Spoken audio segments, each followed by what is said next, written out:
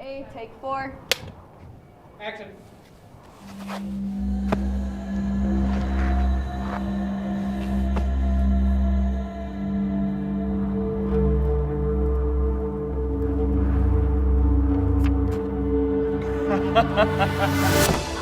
Anyway, back to actual business. I think we should give the audience what they're waiting for.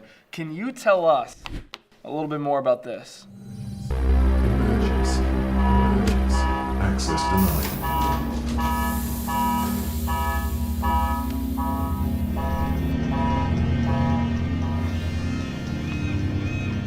What do you got for me?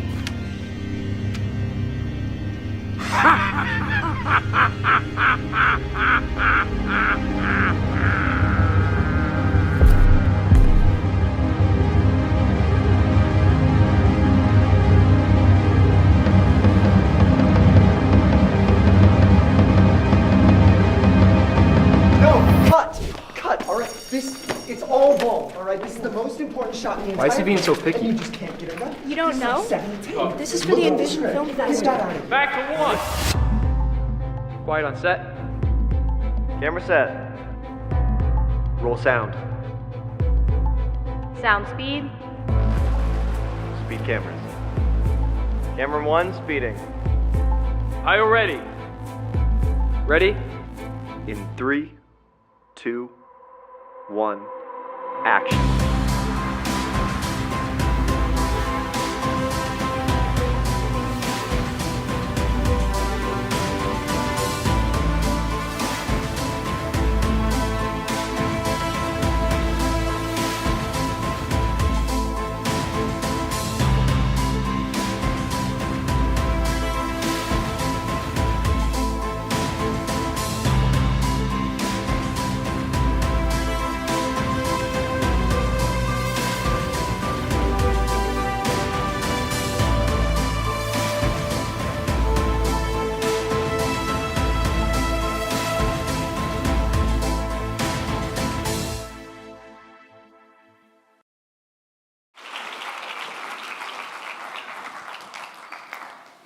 Good evening. I'm Elise Masters. And I'm Caleb Joshua Heffron. Welcome to the Envision Film Festival.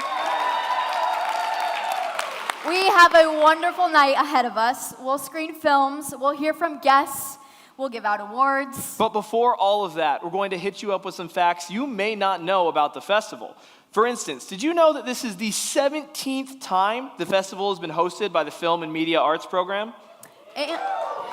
And did you know that the program has had 3 different names over the years, but we'll celebrate it, wait for it, 20th anniversary at the end of this semester. Yeah. And after an over 14-year process, we got to be the first ones to work in horn. Woohoo! The films that you'll see tonight are narratives, documentaries, and music videos, but students generate a lot of forms of content, right? Yep. We produce live television programs, client-based projects, which you'll see one of those tonight, podcasts, and radio programming. So it's not surprising that our alum have careers in all of those areas, and they're located all around the world. They work in the film and television industries, but also in nonprofit corporations, for-profit corporations, government agencies, and many have started their own companies in major markets like Los Angeles, New York, Chicago, and Upland, Indiana, just to name a few. But whatever the form, the projects start with what we first envision.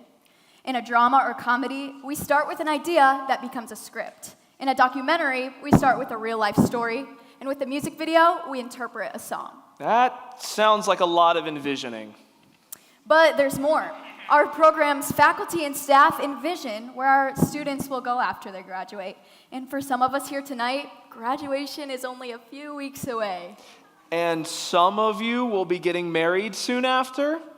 Whoa. TikTok people, brace yourselves. Now, many of tonight's films have already screened in festivals nationwide, but for some, tonight is their first festival. So after all that envisioning and struggling with how to tell a story, then comes writing the script or structuring a documentary or music video. Then comes the planning for the cameras and the sound, rehearsing. We refer to all of that as pre-production, which is the biggest part of the process. And then after that comes production, which is where all of those glamorous, beautiful, glorious images are finally captured.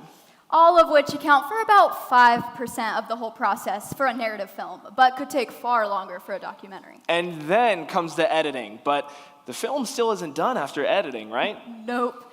After editing comes color grading and color correcting, audio sweetening, dialogue replacement, noise reduction, sound mixing, finishing.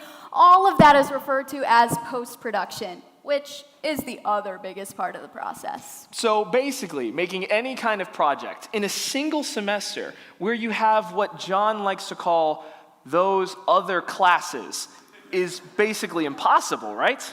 Correct, but here we are. And we're here to honor the hard work of Taylor's filmmakers. To do this, Taylor invites industry professionals every year to share their expertise. Let's hear what some guests, some even from last year, had to say about their experience here. This is the first year that the media communication program has kind of taken it on solely. The film festival here used to have kind of a campy, goofy, mock Academy Awards feel. And it's taking it in a little bit of a different direction. So I was there at the very start of it, and I knew that something was special. I'm super impressed with Taylor's film program. It didn't exist when I was a student. Just the attitude of the students and the environment. I think that's like one of the biggest things I noticed. It really excites me that Taylor looks towards the future. The new building is going to be such a huge upgrade for everybody. Taylor has it all, and they have the answers for it all. What sets Taylor apart is just the feeling that goes on in this department and the attitude and the atmosphere to make this department a name in filmmaking. The amount of students that are in the program, and there's more creative voices and more collaboration happening. There's a larger pool of talent.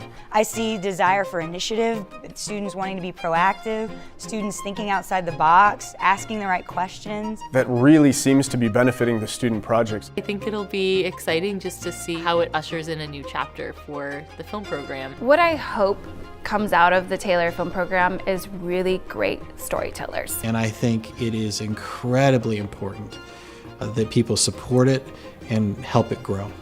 I would tell the administration, like, well done. Just keep bringing in equipment, bring in those creative voices, and provide opportunities for the students to learn. If we don't invest in providing avenues for them to have connections in the industry, we're not going to see more Christians there.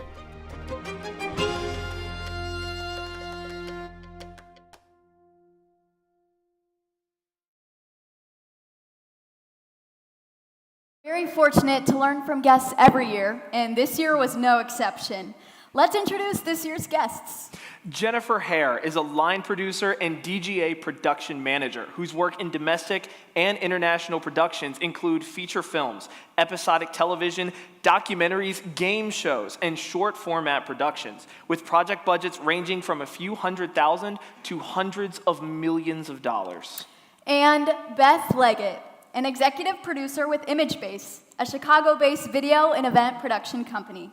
Her work includes project planning and management, script writing, budgeting, on-site production supervision and direction, as well as business development. We'll hear more from them later, but for now, please welcome our guests.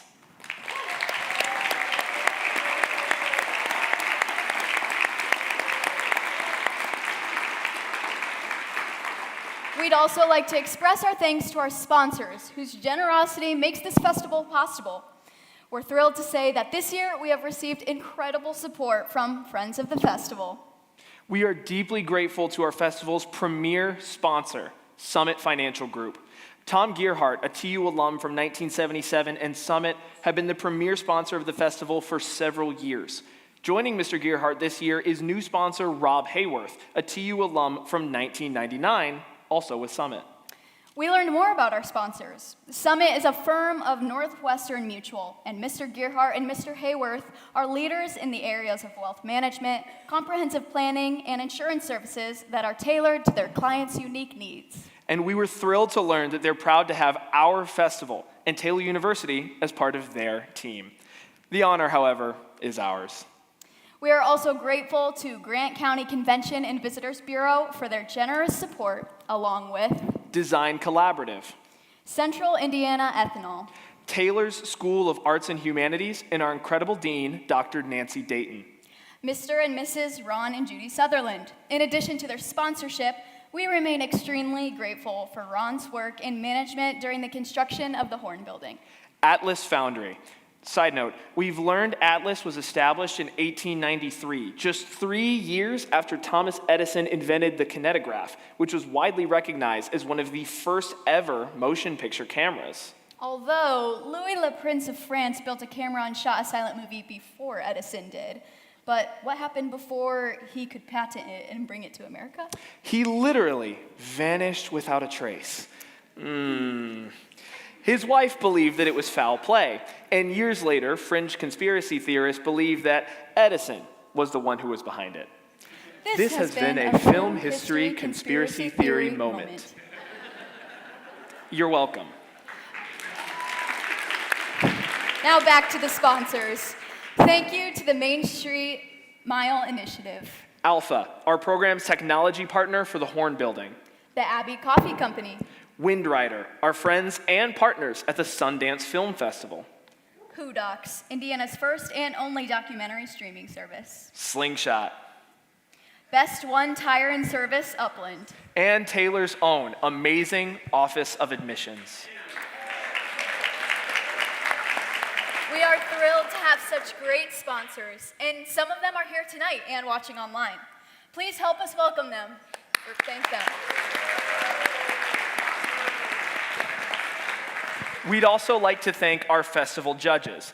And when I say that, I mean that we'd like to thank them, but as with judges in all previous years, They've opted to join the growing number of formal festival judges who, fearing retribution, have entered the Envision Film Festival Judges Protection Program. This program has become a main driver of population increase in abandoned towns scattered throughout the desert Southwest. we are grateful for their efforts and the time they spent reviewing and choosing the winners in so many categories. But you too get to be judges tonight, and you don't need to relocate. You can do it right from your seat on your phone. The Audience Choice Award is decided by you. We'll give you instructions at the end of the screening on what to do. So pay close attention to the films and remember which one you like the most. Okay, the excitement is about to begin. So while we finish, please help us honor the hard work of our filmmakers by shutting off whatever you have that lights up or makes a noise. Our first film is the winner of our high school competition. Side note, if you're a high schooler, consider entering your film in next year's festival. And check out our summer film camp. See the Taylor website for more information. That means we're about to start. Okay, drum roll. Our first film comes from high schooler Chase Clements from New Palestine. The judges just loved his wacky world he created. Here is World's Greatest Idiots.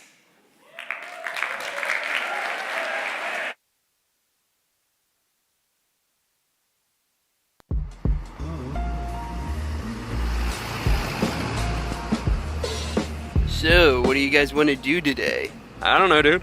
Maybe we can go to Jupiter and ice skate. We can't do that. That's impossible. Impossible doesn't stop imagination. Such a downer. Hello? Okay.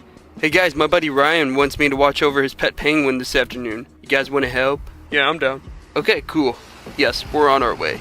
Alright, we get to watch over a real penguin and get paid for it. Yeah, we're not getting paid.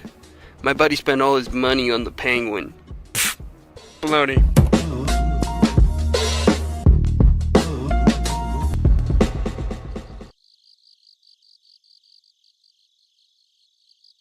Huh?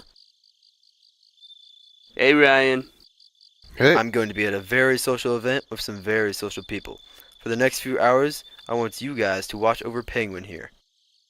What? You have only 2 rules. 1, Penguin is not allowed to step outside of this house. I have set up mini traps out back to catch a werewolf, and I don't want him getting hurt. 2, he's not allowed to have any sugar, just graham crackers. Are we clear? As hard as nails. Wait, wrong phrase. Okay, good. I'll see you in a few hours. Wanna go play video games? Yeah, sure.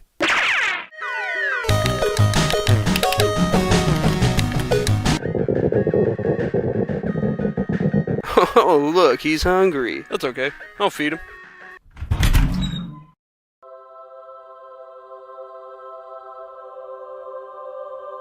Oh my.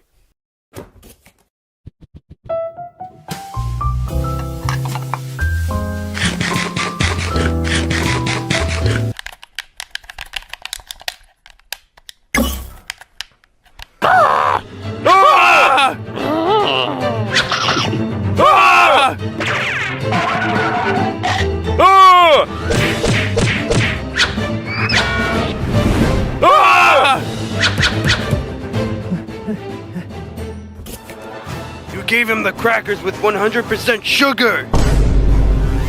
Dang it.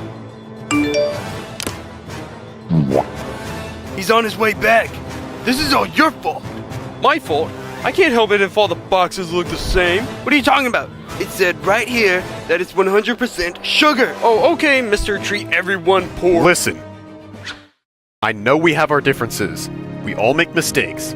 That's part of life. You can't undo those. All that matters is what we do next. And that's to move on and work together. We need to let you talk more. I think I might have an idea on how to fix this. Hey, buddy. Want a cookie? Come and get it! Quick, give him the water!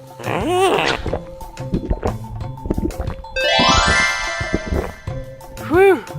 Now how are we gonna clean up the kitchen? No sweat.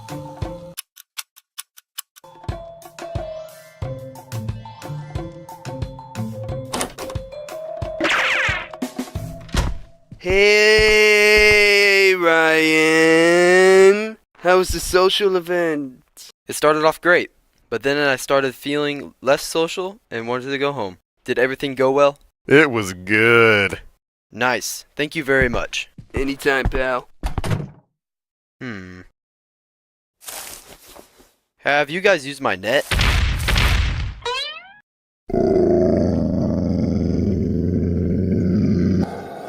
Oh no.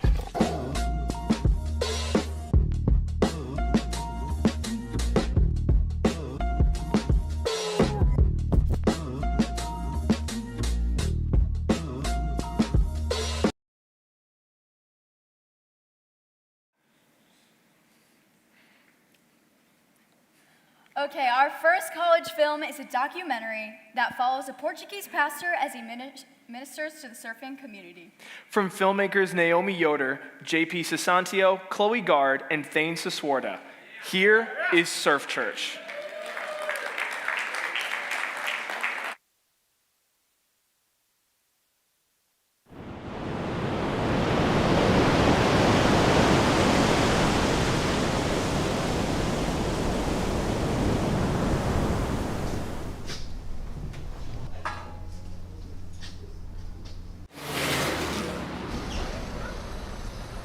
The growing church planting ministry run by Operation Mobilisation is having a significant impact on the surfing community in northern Portugal.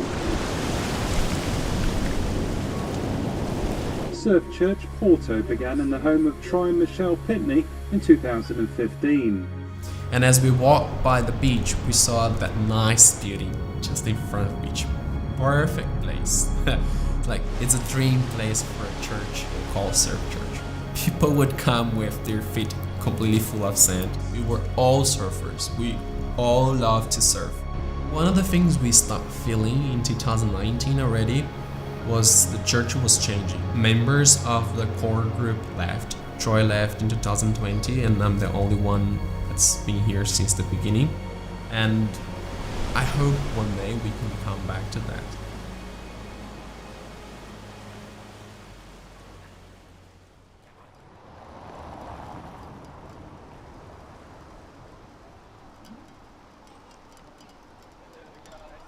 E o chocolate? Os dois não prestam.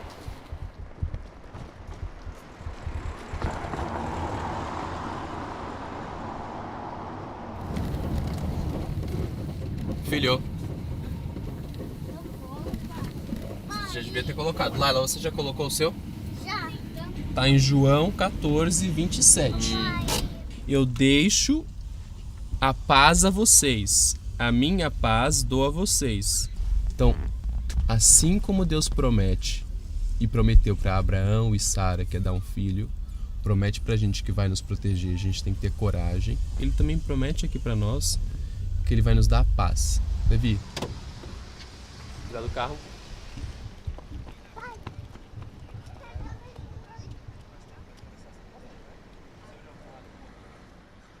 I'm Samuel Chanelli dos Anjos.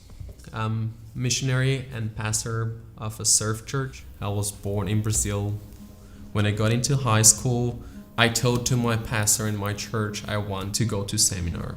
I want to dedicate myself to the Lord. I was a very punk kid, so I used to have a piercing, punk hair, sometimes even colorful. And I remember the director telling me, hey, I just need to tell you that you can't come to the seminar looking like this. I remember in my heart when he challenged us, I don't know to do much, but I feel good in the water. So maybe God will send me to a place that I need to swim. I need to serve someone through water. And 2013 January, I met Troy. He shared to me that he was coming to Portugal. He wanted church plant here, and he would use as a strategy surf, skate, and just be around of the youth population of Portugal. For me, okay, there's a reason for me to go. I will move back to Portugal.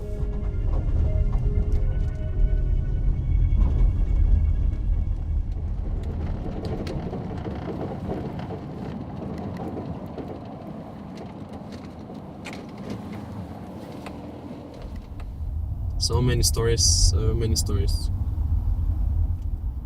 I'm facing a personal conflict. Thinking sometimes it's easy to believe everything is working good. But when things are not working as we wish, or when we don't understand in the moment why we are facing few things, it's when we start questioning. Calm down. Jesus is in control. Don't be afraid. Be in peace instead.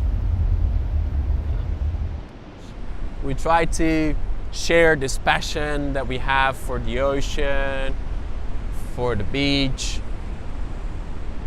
This is our place and we want to make this their place as well.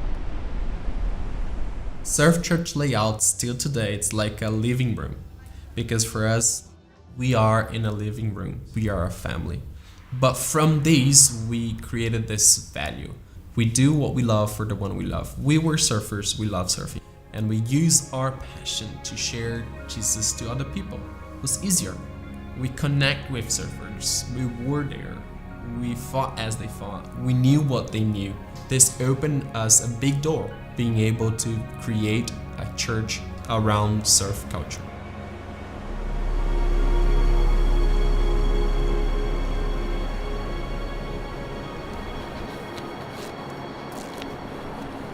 Doing some stretch. Well, we are trying new wax today with my friend here.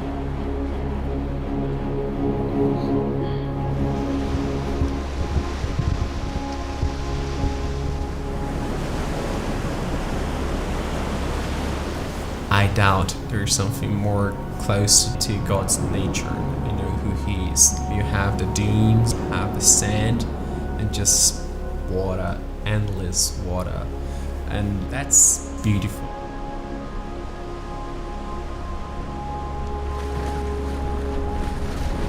Pleasure of surfing a wave, it's hard to really explain. It's a feeling. The passion is to feel the water, the energy, and that's what surf can give you.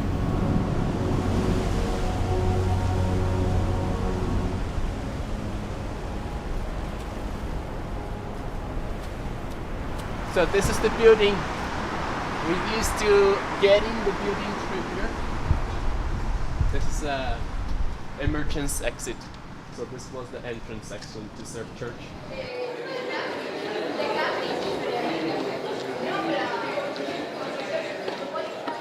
this was the feel we would have. Right?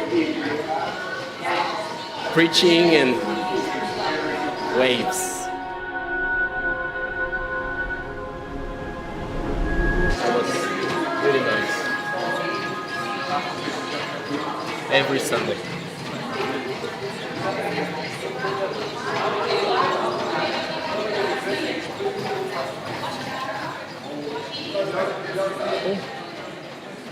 Let's go.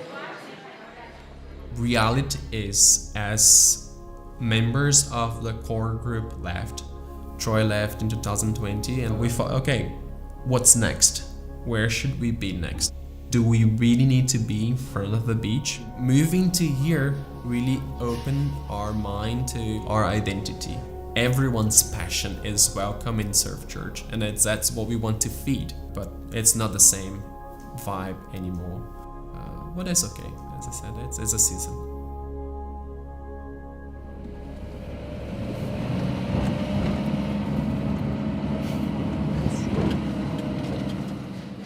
So we put the part first, we go inside, put the box.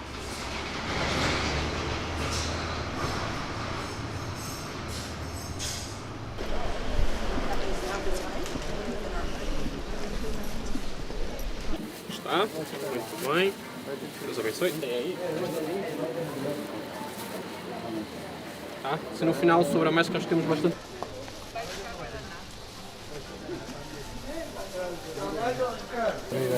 Mais alguém? Ok, tá tudo? This is the idea of the body of Christ. So my role in the kingdom, in Christ's family, is more this encouraging and walking with a person, more than preaching to them.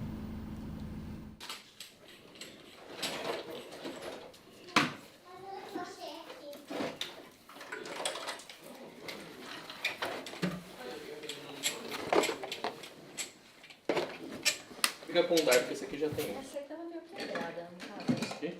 Os meninos quebraram.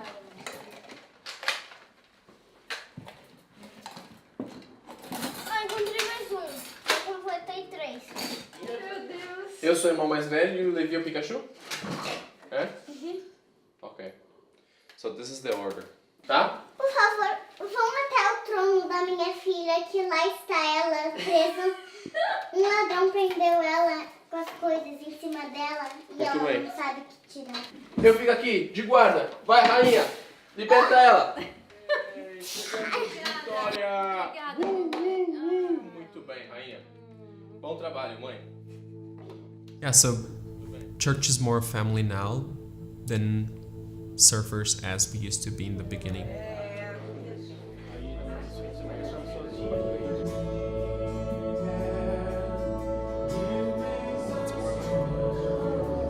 One of the core values of Surf Church is being family. We changed and we want to pass the message that it's not about surf concept. It's about doing what you love for the one you love. And yeah, I do believe that's the way how it should be. You are throwing seeds everywhere in the world. So if you imagine a garden, you can see a garden full of trees, but these trees are not in just one place. They're spread all over. So since that day I have this picture in my mind, in my heart, I do have a garden full of trees, but they're spread all over.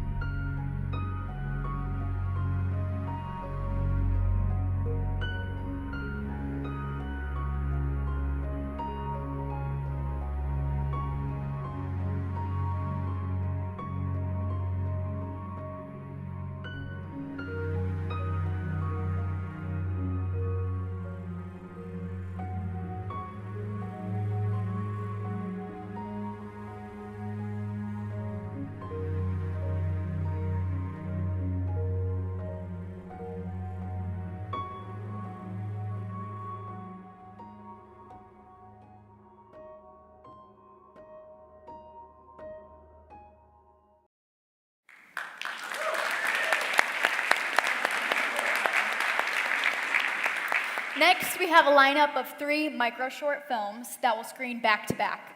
They're short, but they'll take you around the world and even outside the bounds of time. Some even confronts death itself. You know, kind of. Okay, so up first, from filmmakers Patrick Marsh, Nathan Montalvo, and Ryan Mishler, we have Second Hand, a film that explores how our emotions can affect our perception of time. Immediately after comes a film from Red Eye, the 24-hour film festival which we hold every January. Why is the film festival called Red Eye? The filmmakers are assigned 3 mandatory content requirements, then have 24 hours to make a film, while the faculty and staff go home to sleep like normal people. Oh, I get it. It's Red Eye because your eyes are red after staying up for so long. Yeah. Gotcha. So that second film comes from filmmakers Anna Porter, Kylie Kinsman, Greg Compton, Silas Aldrich, Nathan Tompkins, and Wesley Kersey. And it's entitled The Hitman's Guide to Unemployment. And third, from filmmakers Devin Smith, Ethan Koppel, and Jaden Mason comes Carta, the story of a struggling young couple and a glimmer of hope. So first, enjoy Second Hand.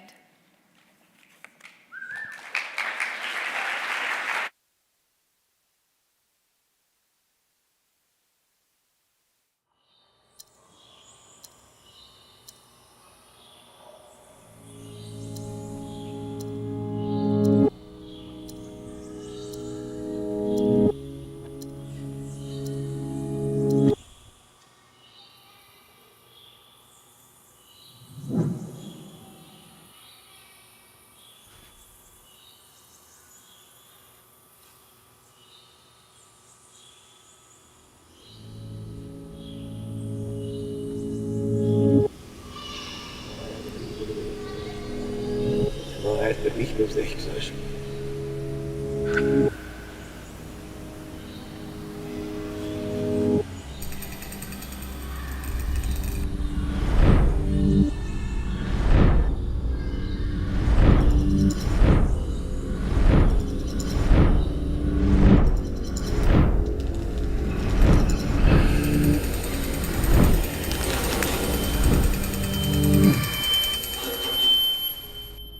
Is that dinner? Oh, yeah. The neighbors brought it. That's nice. I guess. Hey, when was the last time you watered the flowers? I thought you didn't like them. You always said that flowers died too quickly. Yeah, I don't remember saying that. I remember thinking they were charming. Dad, look, I don't think the neighbors will care if your flowers are dying.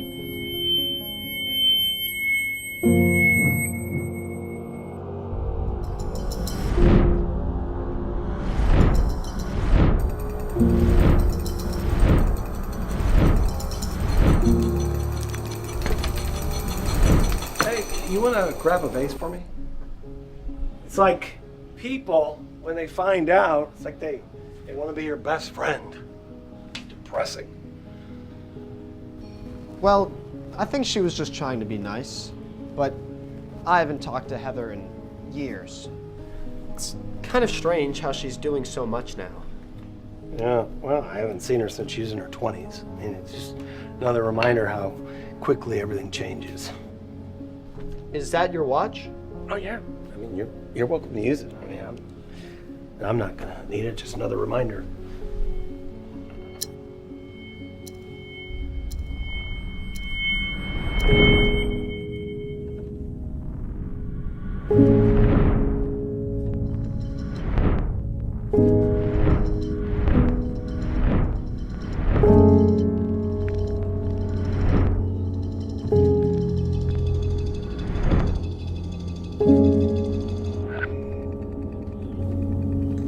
Hey, Dad. You feeling okay today?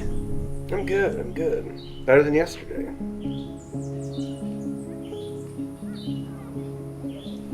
I wish those kids would keep it down.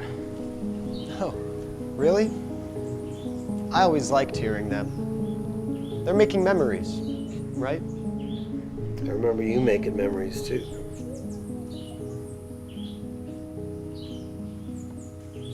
Is that my watch? You still wearing it? Oh, this?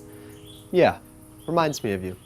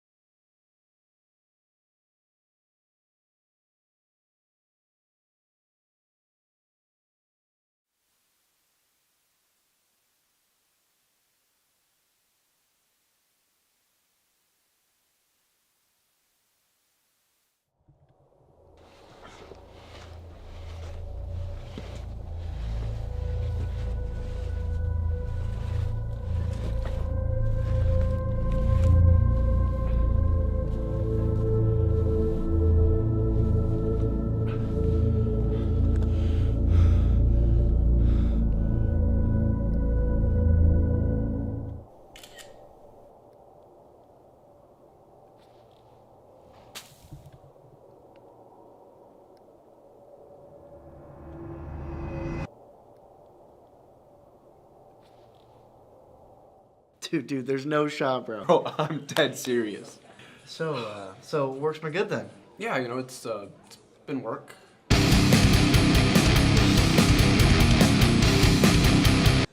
But, I mean, hey, it's what I love. So, Yeah. how's it been for you? I mean, I honestly can't complain. But, did you hear about Jimmy, though? Yeah, I've heard work's been killing him. I mean, I would be sad, but there is an open position now. Oh, are you gonna go for it? I mean, I might take a stab at it, but it honestly just depends how these next few projects go. Oh, yeah, I mean, I'm sure, but hey, just remember, with great power comes great responsibility.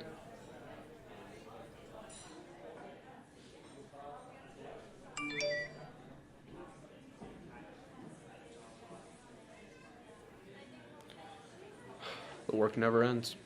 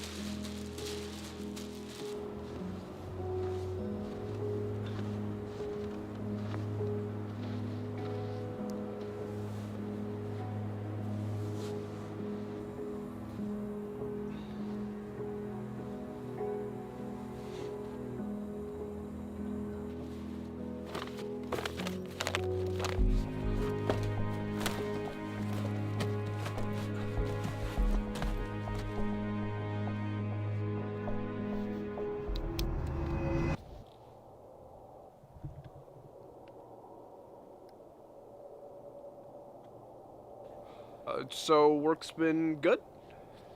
You know, it's work. You? Yeah, no, it's been good. Just been trying some new techniques. That's cool. So it went well then. As well as it could. I usually don't do this out in public. Yeah.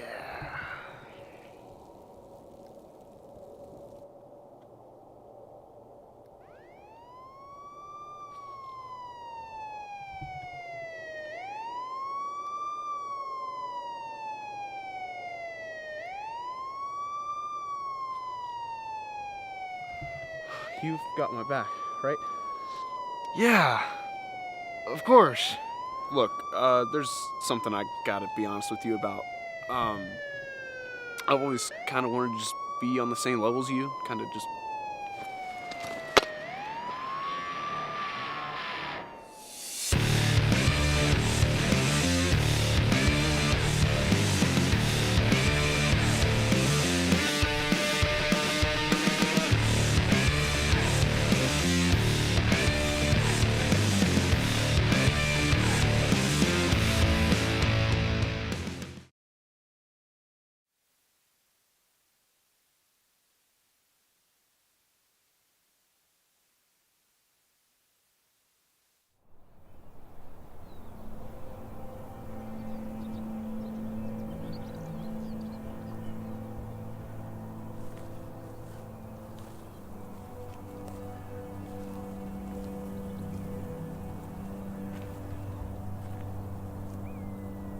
Essa curva da estrada não deixou muito longe. Pergunto-me a mim mesmo se será que é. E tanto que acabou. Isso foi muito.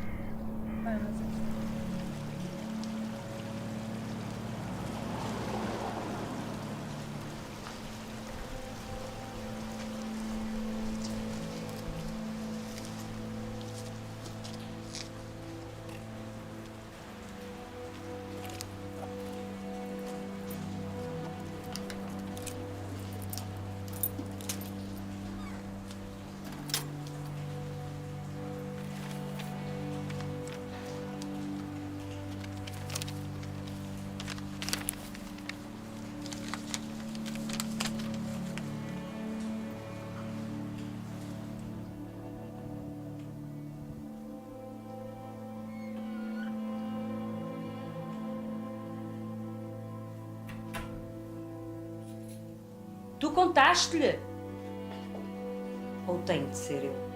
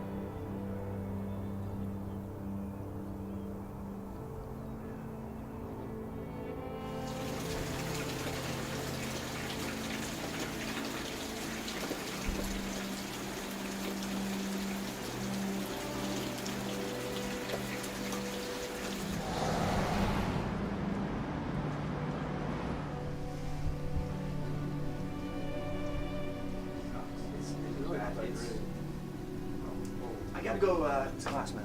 I'll see you later.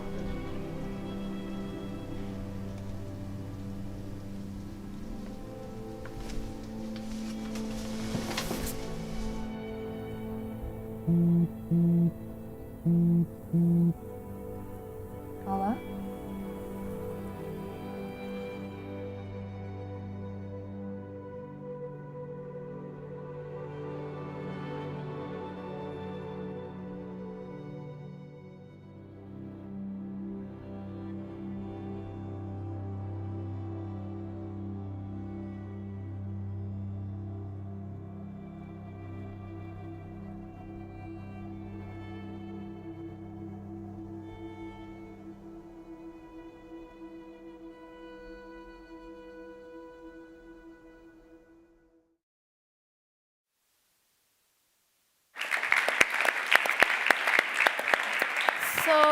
the hitmen were completely incompetent and nobody died, right?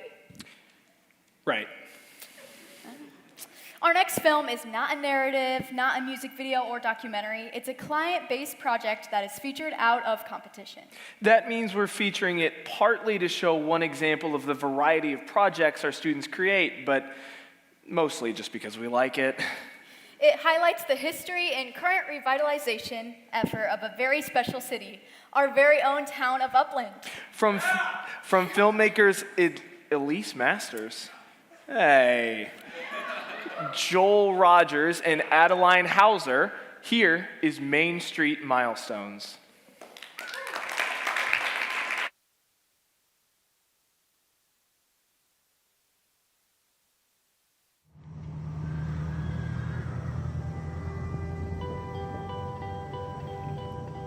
Every town comes with a history, every community has a story behind it. And understanding that so that you're creating an authentic next stage, next chapter for that community is really important. It's an important day for Upland. Why? Why? It's history. So we're excited that some of our old history is coming back to Upland. When we look at creating spaces in the town of Upland, we want things to echo some of that historic quality when we're bringing new things into town for generations to come.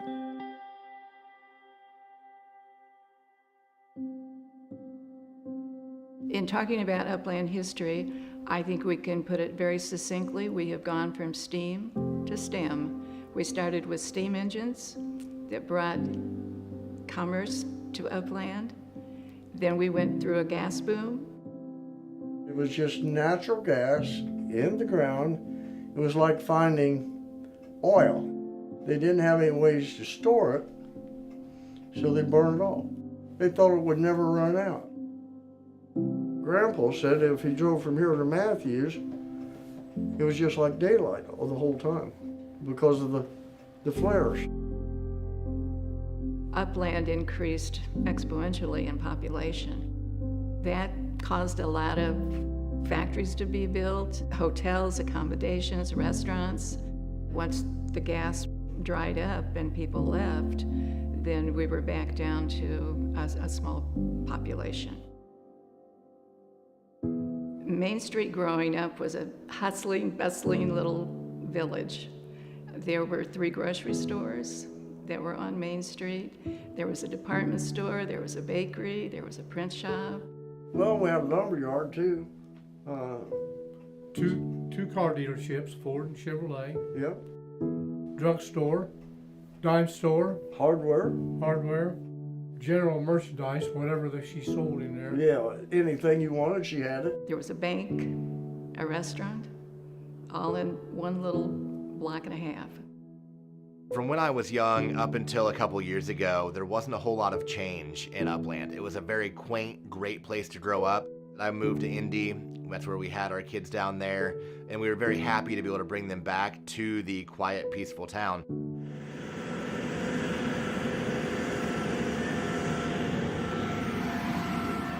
The Main Street Mile Initiative started with a grant from the Lilly Endowment. They have a goal to use universities to help strengthen the small towns that they're in that are struggling. And we see that in Upland, where there was a history of thriving and of great things happening in town. And we've got an opportunity to really revitalize Upland. Right now it's exciting to see some of the growth that will be coming to the area. Timing worked out with this road project coming through with the highway. It's made things very difficult to get around to places. To get to Ivanhoe's is challenging, the grocery store and stuff like that. The road construction has been an inconvenience because we've had to choose alternative routes and directions. We've been used to potholes and increased traffic on roads that we're not used to driving on. So I think everyone's excited for it to be done. They're ready for a new and fresh kind of facelift for the town. The new road is going to be beautiful, I think. It will be lovely to be able to walk from this end of town to the other end of town without being on grass or on broken sidewalks. That'll be great. I hope that it makes this town more walkable. I've lived in really walkable places before, and it's a fantastic asset for a community. One thing I'm really excited about our grant is that it genuinely is committed to the community, and it's not a flash in the pan. It's really designed to be something that we think will have a generational impact on Upland. I think there's probably three main things that the grant is trying to do. One is to improve the front door of Upland, helping folks visiting for the first time understand immediately what makes Upland so special. In downtown, we're talking about a destination restaurant, an expansion of the public library, and a very significant mixed-use building or buildings that houses retail space, office space, welcomes businesses, and then probably has some apartments incorporated as well to bring more lively environment to downtown. Second, there's just a real lack of housing here in Upland, so we'd like to play a role in developing many different kinds of housing opportunities that would work for different kinds of families, different budgets, but would allow them to come here to Upland. We move toward campus and we look at developing a hospitality node or a boutique collegiate inn directly across from campus. That'll also include guest cottages that'll function like Airbnbs and a 55+ community or an active adult community where people can be welcome to engage with campus. And third, we really want to help the businesses that are already in Upland and ones that want to come to Upland to thrive. 2, 1. I want to help grow our local economy.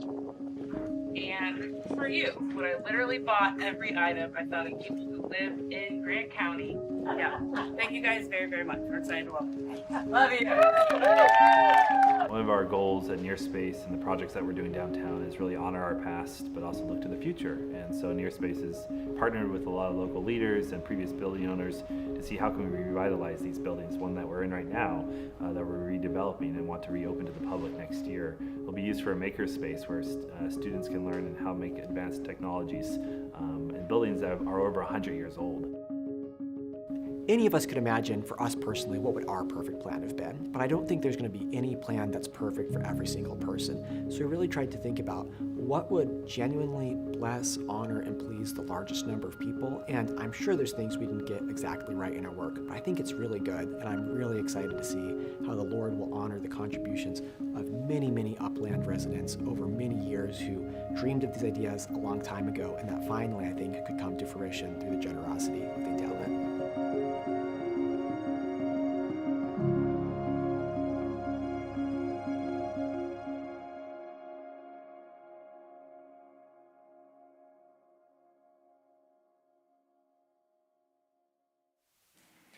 Our next film is a documentary that follows an amateur MMA fighter who continues his brother's legacy in and out of the cage. From filmmakers Jack Fauser, Kylie Kinsman, and Jack Freedy, here is For Isaiah.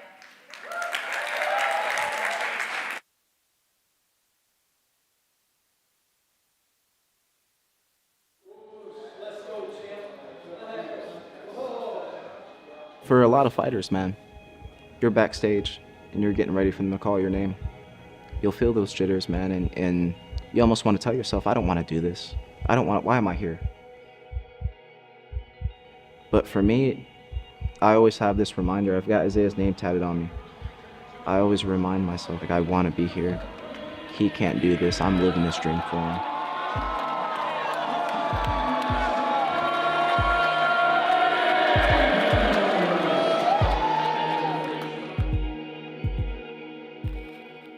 What's your name? Yeah. Isaiah what? Abels. Isaiah Lee Abels? What's your brother's name? Yeah. Elijah what? Abels. Growing up, it was always Elijah and Isaiah. We're fraternal twins. We look alike, but we weren't identical. Is it working? I don't know. That you're gonna mess with us real. When you My dad wanted us getting our Taekwondo black belts first. Just to say we have a black belt in Taekwondo, but I don't think he realized this is what we wanted to do. Mixed martial arts and the whole thing. The kick to the midsection too. And now Barlow working the body and Abel's looking at him. They come in the gym one day and there's two of them and they look exactly like each other and I'm like, who's who? And probably for the first couple months I'm just calling them twins. I always called Elijah and Isaiah sweet and sour. Isaiah was the sweet one. I remember one time Isaiah got his tooth knocked out while training. And that was not good for Isaiah because Isaiah was really concerned about his image. If that happened to Elijah, Elijah's not pausing the training session. Their brotherhood is like something that everyone would want to strive for with their friends, family, anything. They never left each other's side. We'd sleep in the same bed together, wear the same clothes, you know, hop on the game together, come in here together. It's hard to say because it's all just kind of like a blur. Like I said, he was always there.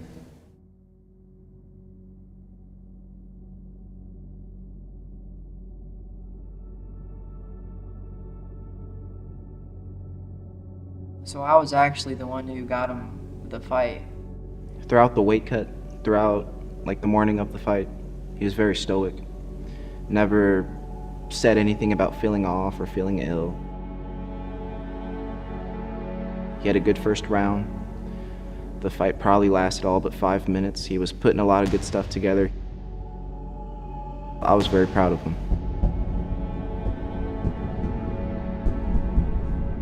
It was a very weird moment in the second round where Isaiah's in the fight and you just kind of see him like drop to a knee.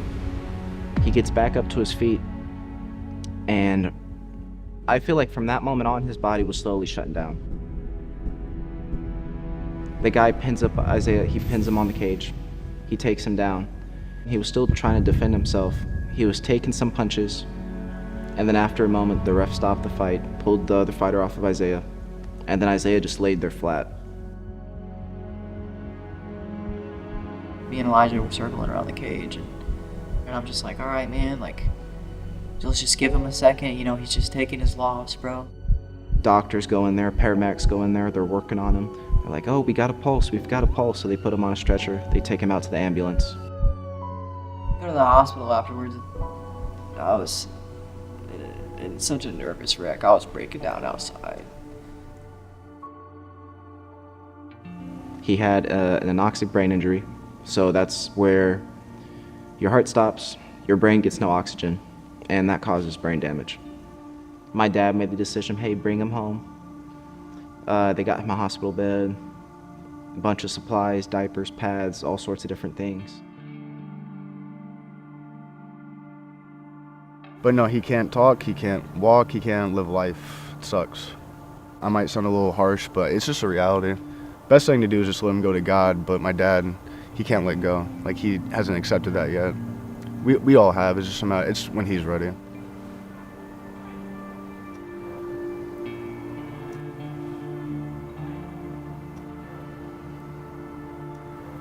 I carry guilt because it's like, this is what he wanted to do. He wanted to be a fighter, but it's like, I didn't know that he was actually fighting for his life in those last 15, 20 seconds. My dad, you know, he's in shambles, you know, but I mean, he wears a tough face. And then my mom, it's hard for her to be around my brother and stuff, even me. It's hard to wake up every day and just see him like that. I go over and give Elijah rides, and it's like his father, Robert. You know, it's his whole identity now is taking care of his son in that type of state. Obviously, I didn't put him in that situation, but it's like, I'm so sorry, Robert. Like, you don't have to be doing this right now. If it wasn't for me taking him there and getting him a fight. Isaiah Lee, Daddy wants you to remember something. I loved you from the day you were born, and I'll love you to the day I die. And I wish I could lay my hands upon you like Jesus and heal your brain and heal your body. I wish you could walk and talk, get on a bicycle and go for a ride. And Daddy loves you forever and ever.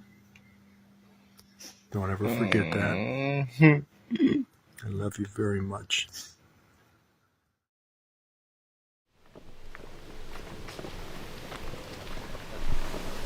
Right when everything happened, it's like there was so much frustration in my household. Like so much like in that tiny house where everyone's angry, everyone's pointing the finger and wondering why this happened, you know, cursing God and blaming God, but just sitting out here just gave me peace of mind. Like I can enjoy the trees, the leaves, the water. It kind of gives me a different perspective of life rather than just kind of sitting in that household and just being surrounded by hate and anger. The worst thing you could do is just isolate, not even help at home. He could be going a totally different way, and he's chosen the better way. Don't get so close to So little Zai over here, man, he's my little cousin. He's 12 years old. He's had a rough upbringing, man. Like, he didn't have the best parents growing up. He would stay with my aunts, my cousins. He'd kind of go household to household. He'd get in trouble in school. He was expelled last year. He was hurt when Isaiah's heart stopped. He was hurt with all that type of stuff, man. I've been signing him up for like competition and stuff and kickboxing competition, and he tells me he wants to do it for Isaiah. 2 full cross. If Isaiah would see all this, man, he'd be proud of him. You know, he'd be sitting here cracking jokes, encouraging him. Now, the difference between a hero and a coward, they both feel the same nerves. The hero is the one that steps up. We got a bonus round. Just do it for Isaiah. You got 1 minute. Do it for Isaiah. I wouldn't be the same person without him, you know what I'm saying? Like, it's something about having my family with me, doing this with me. It's hard for everybody, but I mean, you know, we're tough. We're getting through it and stuff. Like, the fact that we understand how to talk about it, accept it, explain it. Elijah's been leading the pack, honestly. As a person, it definitely made him more like mindful, grateful, you know. And I feel like after an incident like that, nobody's mind goes to like, okay, what can I be grateful for? Each day is a blessing, man. And when I am having a good day, when I'm around good people, when I'm around family, I just try to embrace that and enjoy each moment. He kind of just collected himself, realized what needs to be done, and he's kind of done it ever since. He realized that Isaiah's story needs to be heard, and it's going to be heard through his performances in the cage. And across the cage, his opponent fighting out of the blue corner, a mixed martial artist. He stands 5 feet, 11 inches tall, and fighting out of Fort Wayne, Indiana, Elijah, the Zen Master.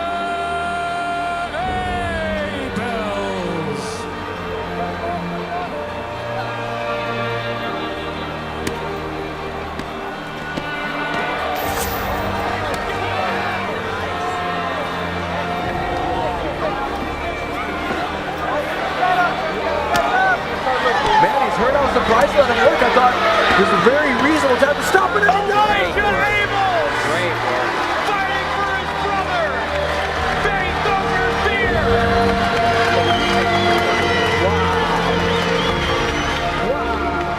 I'm here with our winner, Elijah Abels. Elijah, what does this win mean to you? It means a lot to me, man. This is for my brother, man. He can't do anything. He can't live life, man. This is all for him.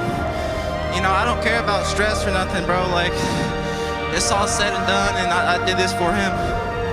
There's Elijah Grant. There's Isaiah Lee. There's my babies.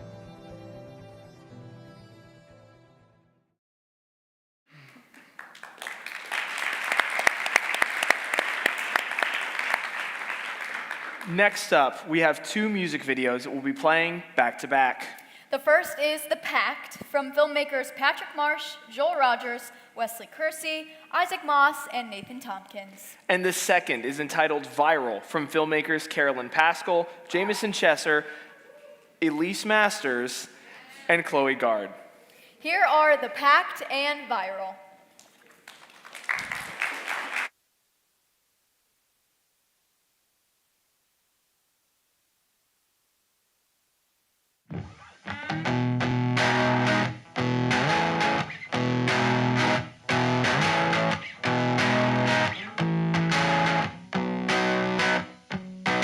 She's feeling cold enough to really freak me out. Was to take a step back, take another, now you're on the ground. It'd be better if it didn't know you. A better yet if you couldn't breathe. It would get a lot worse if I could've told you how much you didn't mean to me. You're coming to the end of the lines and your regrets.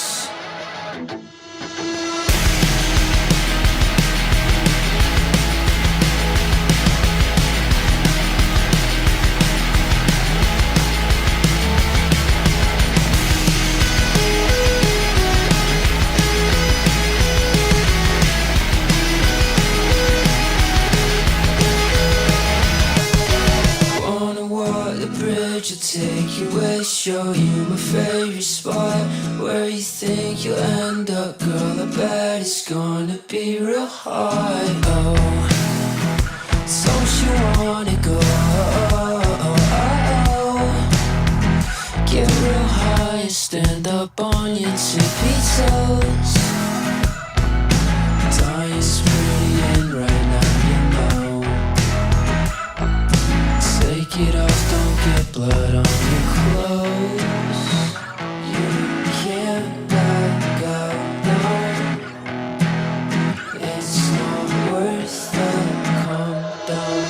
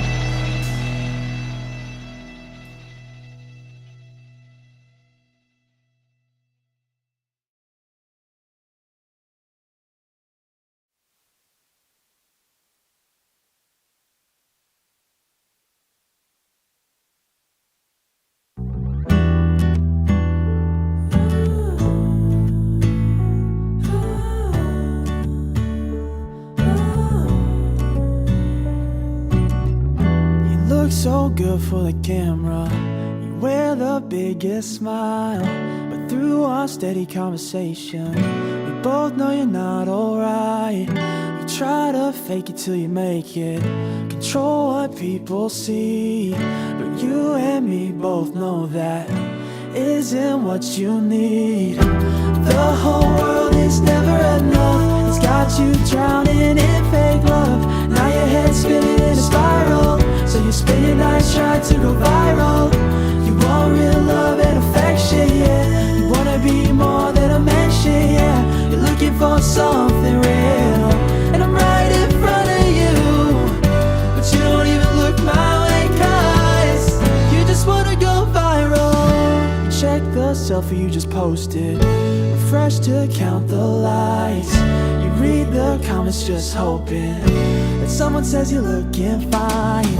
Now everybody seems to know it, everyone except for you. I can't believe that you don't see that you're beautiful. The whole world is never enough, it's got you drowning in fake love. Now your head's spinning in a spiral, so you spend your nights trying to go viral. You want real love and affection, yeah. You wanna be more than a mention, yeah. You're looking for something real, and I'm right in front of you. But you don't even look my way, 'cause you just wanna go viral. You just wanna go.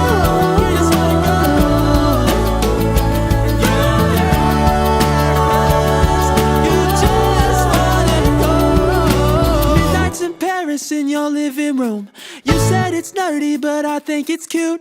Now I just wonder if you wonder too. Why don't I mean more to you?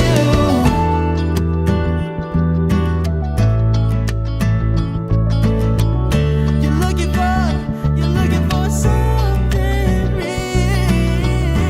The whole world is never enough. It's got you drowning in fake love. Now your head's spinning in a spiral. So you spend your nights trying to go viral. You want real love and affection, yeah. You wanna be more than a mention, yeah. You're looking for something real, and I'm right in front of you. But you don't even look my way, 'cause you don't even care. You don't even care. You don't even look my way, 'cause you don't even look my way. You don't even look my way, 'cause you just wanna go viral.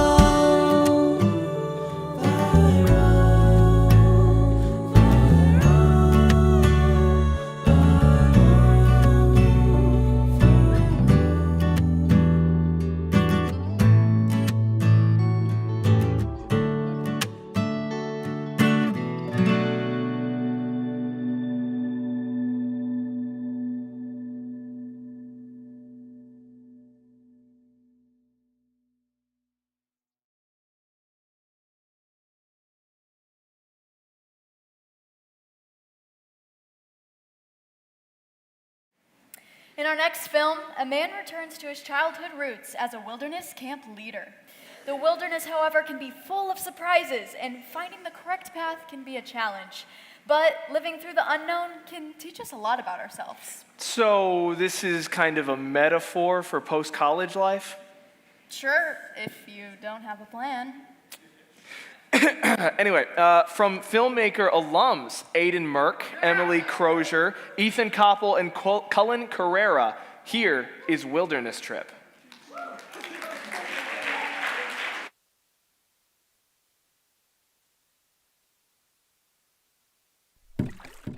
Miles, keep paddling. I am. No, you're not. Yes, I am. Miles, you gotta keep paddling, buddy.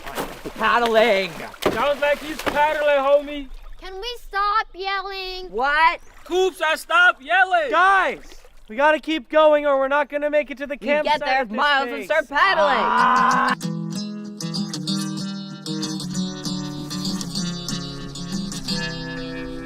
So, what Boy Scout rank were you? I was never a Boy Scout. Have you been a counselor before? No. I was a camper, though. Can you read a map? Figuring it out. How are you allowed to be here? What's with all the questions? I'm tired. Can we stop? No.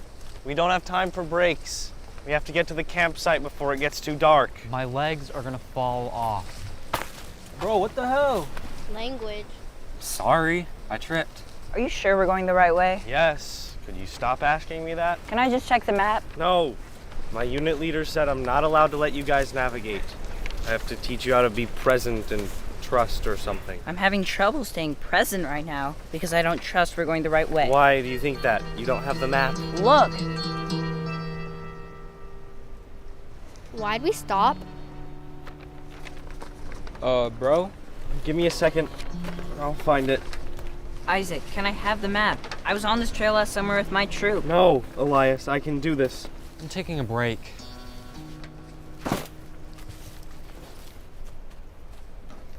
Can we just get an Uber or something? What? Isaac?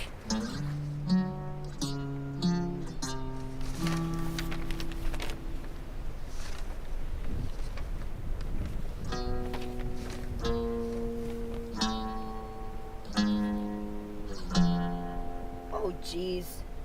What? We've been going the wrong way for 4 miles.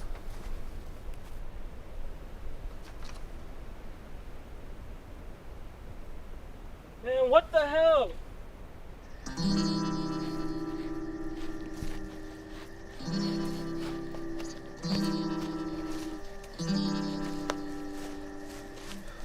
Well, looks like this is it. Finally.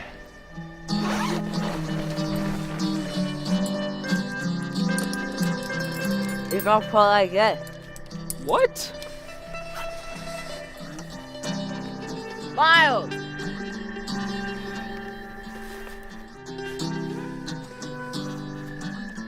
All right, let's eat.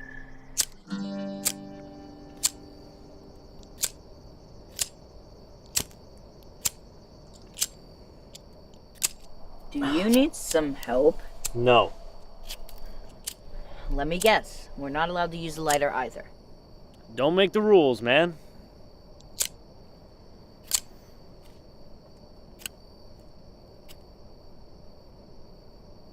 All right, guys. It's been a long day. We gotta eat something. Here's what we got. No. No way, bro. I know, it's not the best.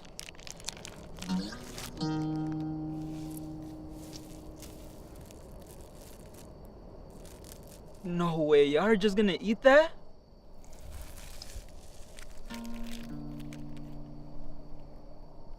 Will this give me salmonella? No, it won't. You'll be fine. It's just a little cold.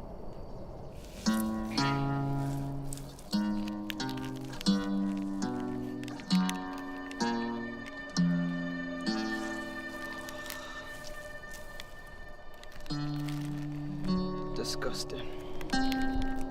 You've got to eat something, Braxton.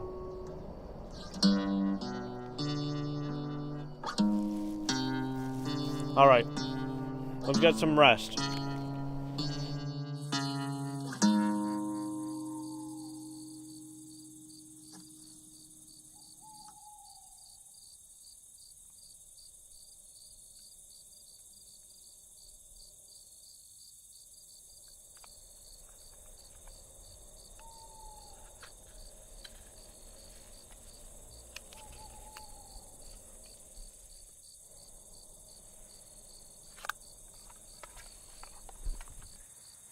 Can you scooch over? I have no room over here.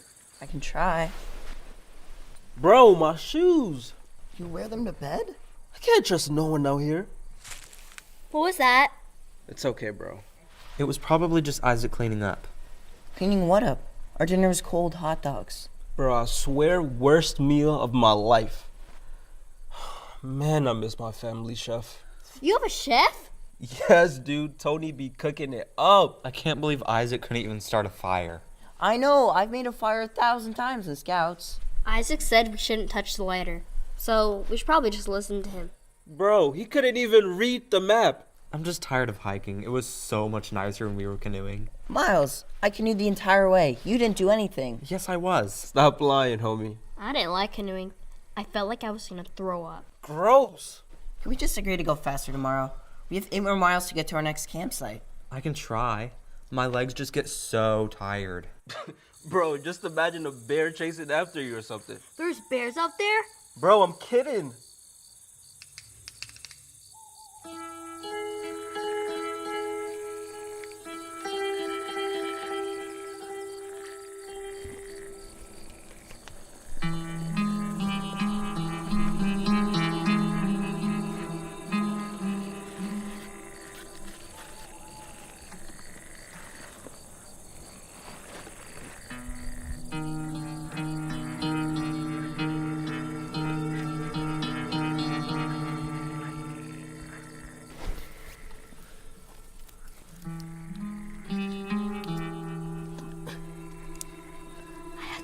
Can someone come with me?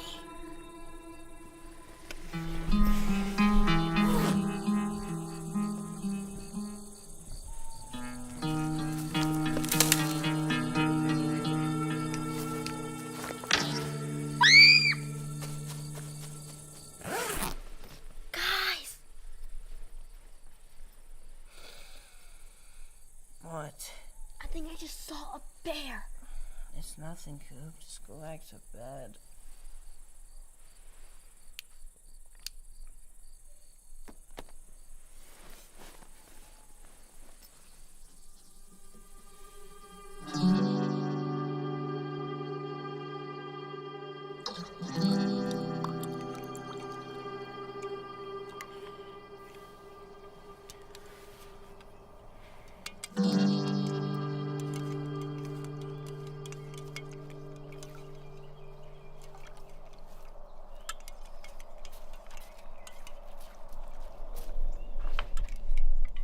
Has anyone seen my hiking pack? No.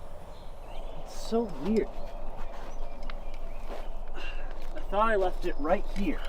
It could have been the bear. What? I saw a big bear last night. What are you talking about? It could have been in person. Or Bigfoot. And I'm pretty sure they had a backpack on. Coop, if someone is at the campsite, you have to let us know. I tried. Elias told me it was nothing. Well, my pack had all my stuff in it. Can I borrow a shirt?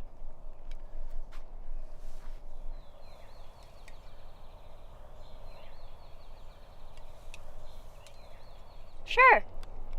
All right, people, just like we practiced. Reese's Pieces Buttercup! Reese's Pieces Buttercup! Sing this song, it'll cheer you up! Sing this song, it'll cheer you up! Bang, bang, choo-choo train! Bang, bang, choo-choo train! Come on, Braxton, do your thing! Come on, Braxton, do your thing! But I can't! Why not? 'Cause I can't! Why not? 'Cause my back is aching, my belt's too tight, and my hips are shaking from the left to the right! To the left! To the right! To the left, to the right, to the left, to the right! Reese's Pieces Buttercup! Reese's Pieces Buttercup! Sing this song, it'll cheer you up! Sing this song, it'll cheer you up!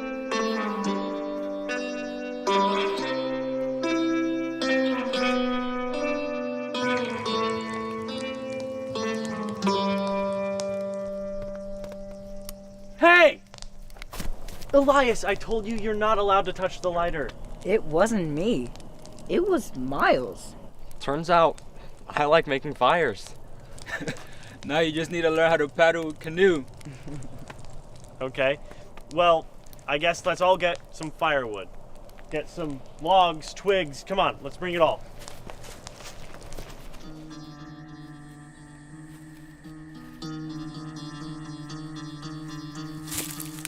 Hey! I remember you. I think I saw you last night. You scared me pretty good. I didn't mean to.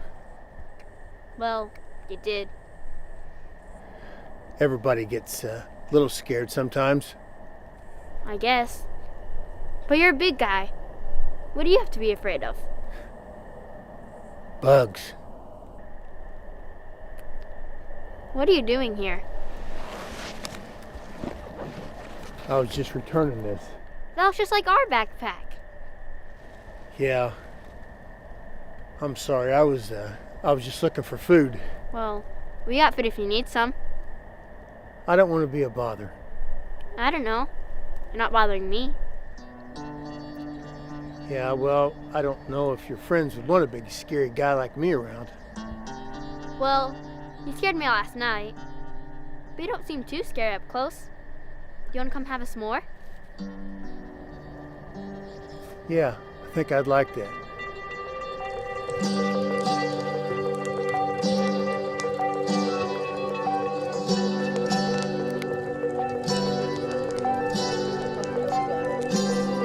Just jumped right up.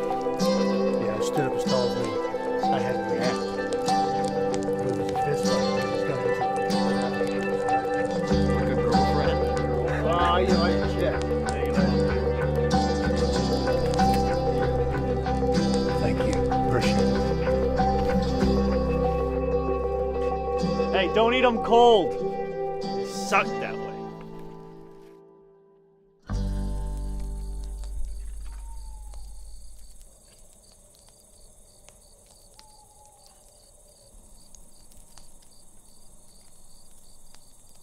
My mom says those are bad for you. Yeah. I'm trying to quit. That's smart. You know, I was addicted to sugar for a while.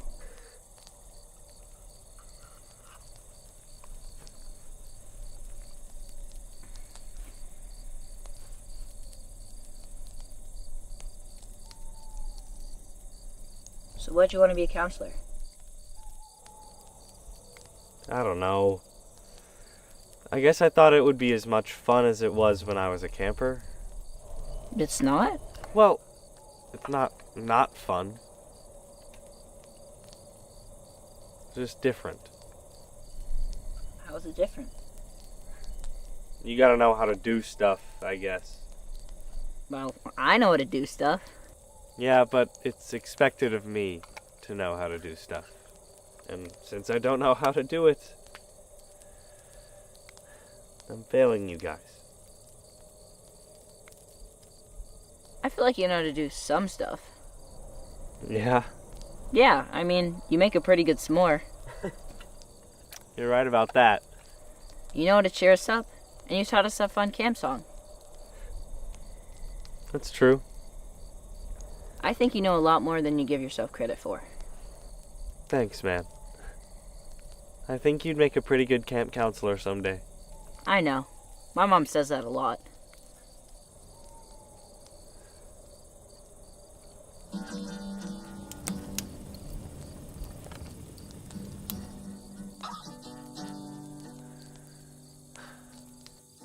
The stars are so bright around here.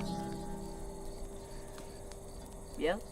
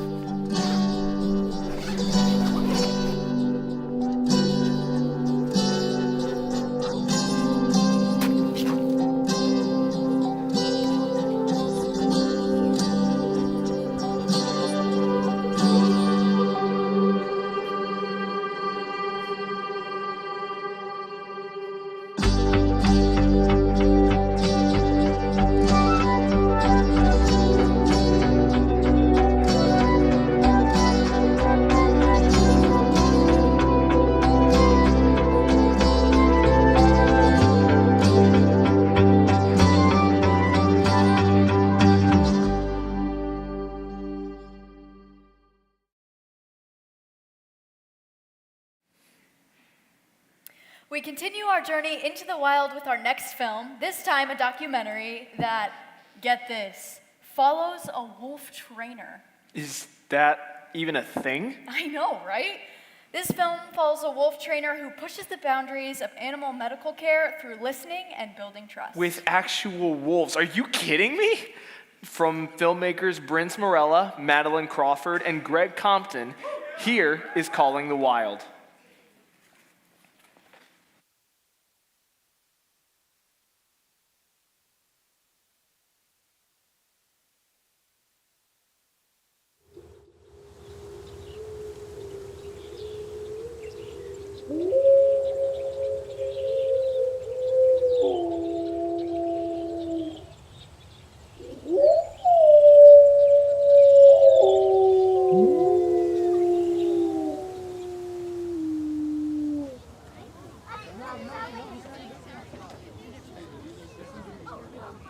How's everybody doing today? Welcome to Wolf Park. My name is Lucas, and I'd like to formally welcome you to our Howl Night. Ryan is walking right in front of you guys here. He is our enrichment and training coordinator. Did I say that right, Ryan? Yeah, that works. I brought sausage just for you, buddy. Does anybody want to take a guess on what ethology means? Ethology means the study of animal behavior through a biological lens. How about we try our first howl? All right, everybody ready? Yeah!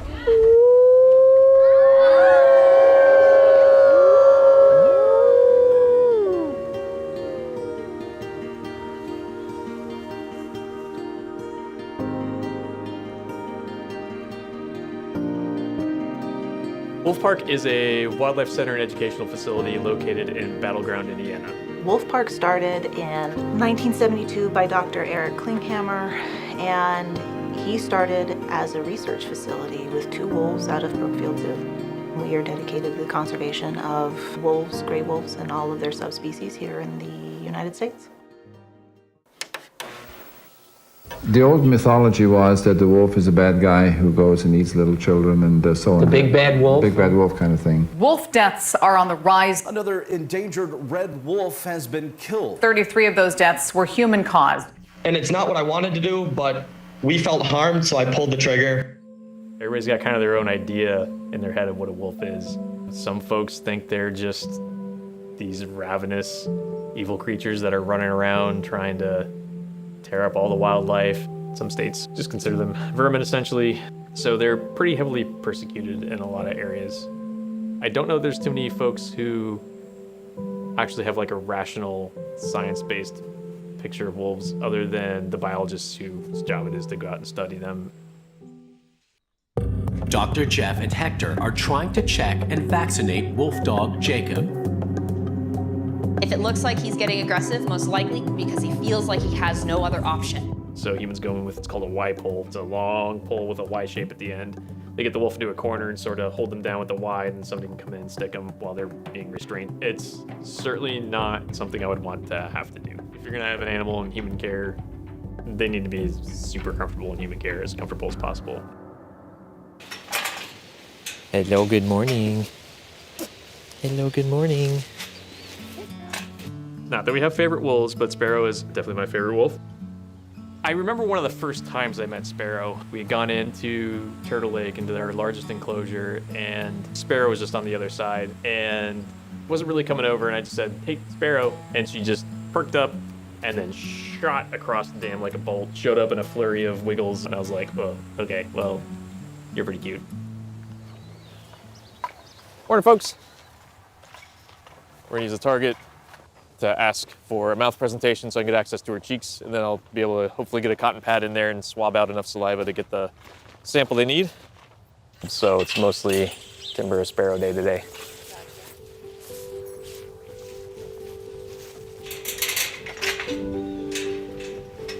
Good morning, kid. Hi. What's up? Oh, big stretch.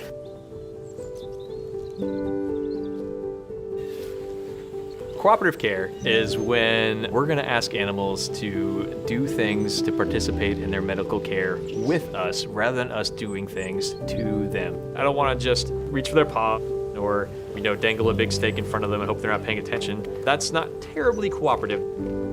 So 10,000-foot overview of cooperative care, creating a partner in your training program. So instead of saying, okay, this is how we're doing things all day, every day for the rest of your life, you get to have those animals almost choose their own adventure.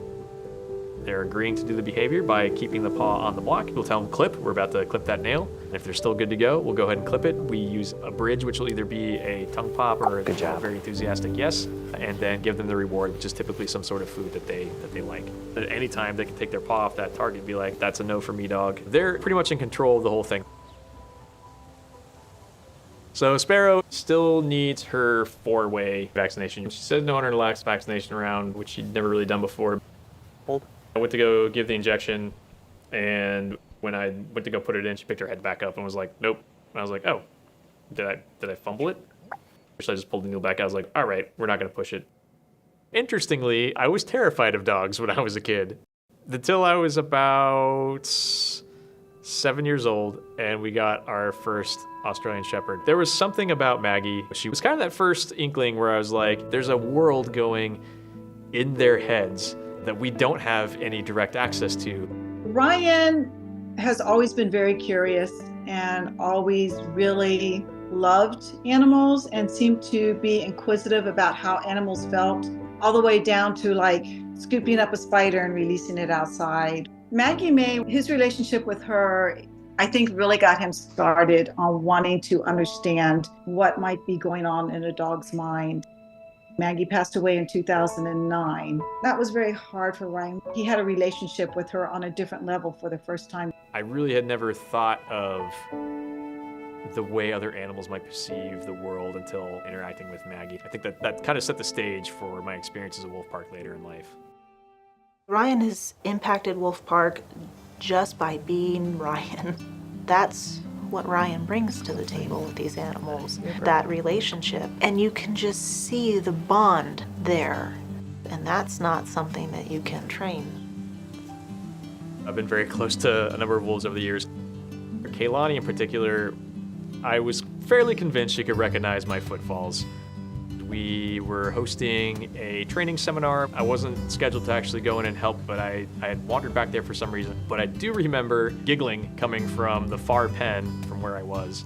And then the manager at the time yelling, Ryan, can you come over here? Kaylani heard you, and she's disengaged from absolutely everybody, and she's just sitting here at the fence, dancing back and forth, trying to locate where you are. Hi, kiddo. What's going on? She had an adrenal tumor, but it was cancer. Kaylani was the blow I was not ready for. I was really looking forward to kind of aging along with her, and it wasn't meant to be, and it ripped my heart out.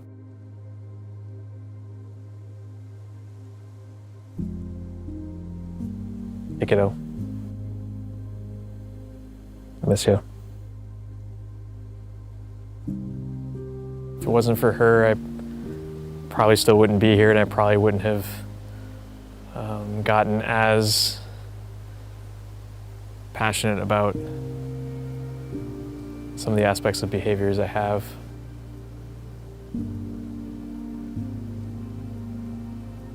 It was never just a wolf. They're never just a wolf.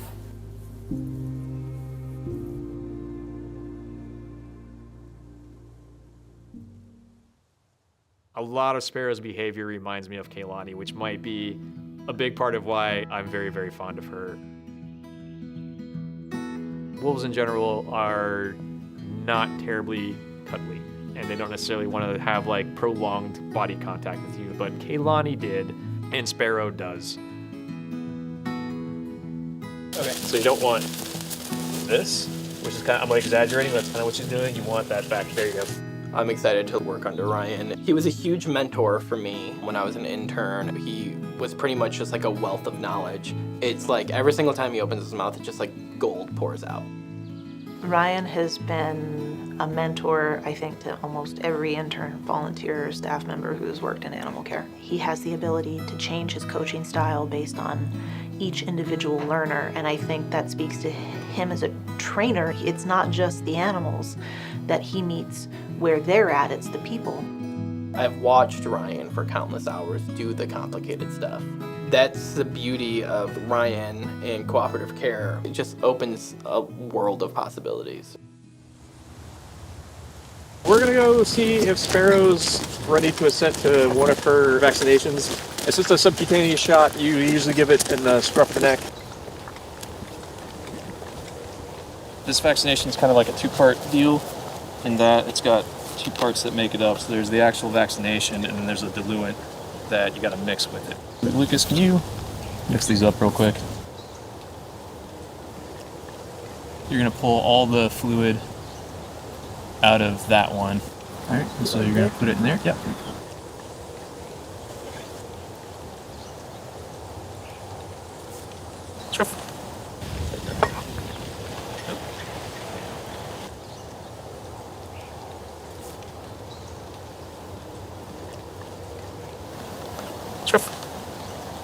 Good poke. Good job. Get those on.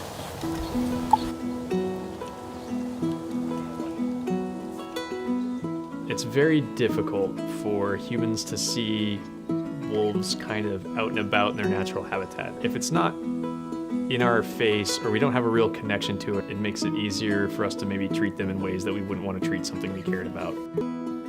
By letting folks kind of see them up close, start to put a face to a name. It's no longer just, oh, there's just, there's wolves out there. It's like, oh, no, wait, there's Kaylani out there. Oh, wait, there's Sparrow out there. And every other head is its own world. And the more we can do to try and understand those other worlds, the better off the world is going to be, I think.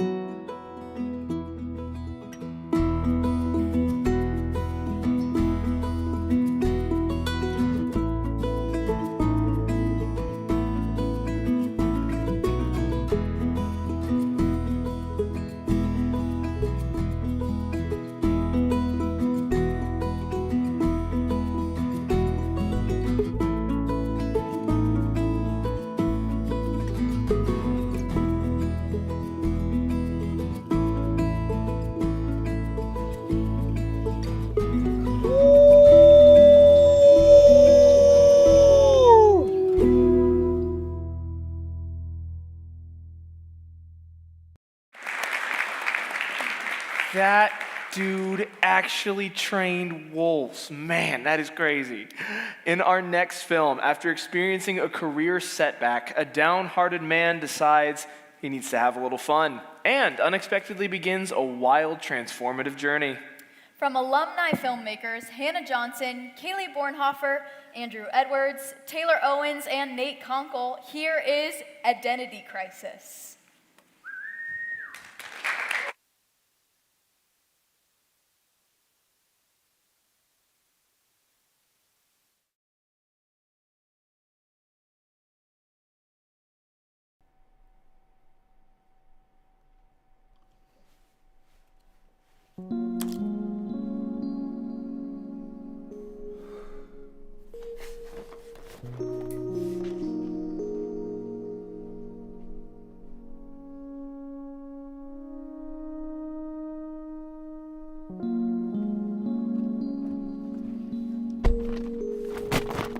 Having a bad day?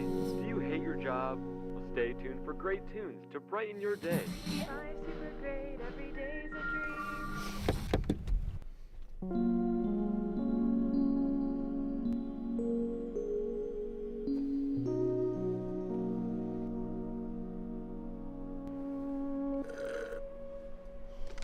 Did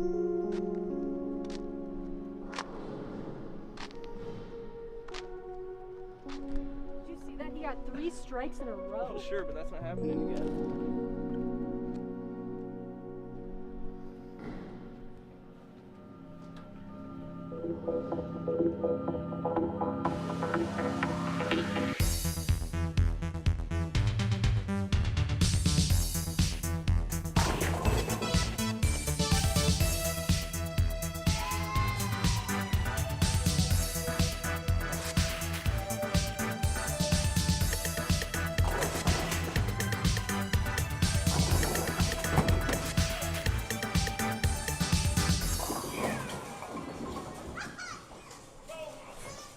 Sorry, sir, no outside beverages allowed. But I...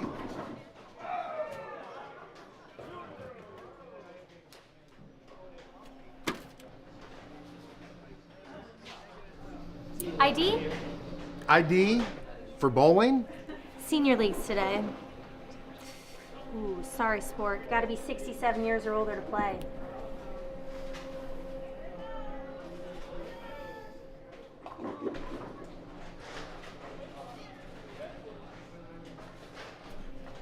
Oh, hey. Ed, right? Long time no see, man. Still stocking those shelves 9 to 5? Glad I got out of that. Wasn't my calling. You were good, though. I actually got let go today. The whole place went under. Wow. That's crazy. Sorry, man. So now you're into bowling? I guess. I just heard all the laughing, and they look like they're having so much fun. Hold on. Weren't you about 16 last time we worked together? There's no way you're of age. I am now. Made it myself. Isn't this illegal? You making money off of this? More than Sunshine Supermarket ever paid. That's for sure. Hey, yo, another one.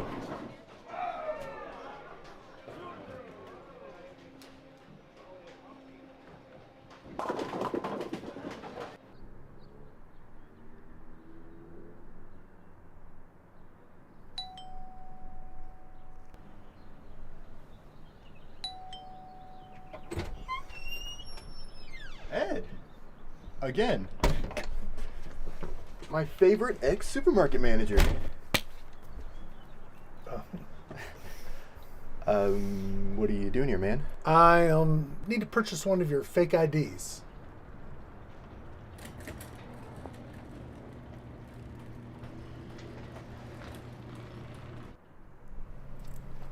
Welcome to the crib. So, who's the ID for? Me. You. Yeah, I want to bowl. Do you see how much fun they have? Well, what are you waiting for? Let's get you this ID.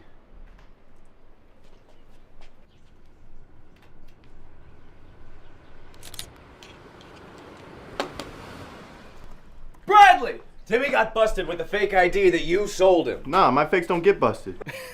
Well, this time they did. Yeah, the fake you made was too fake and now he's locked up. And it's Your fault. Okay, guys, let's not get too heated here. Ed, do something! You're an adult!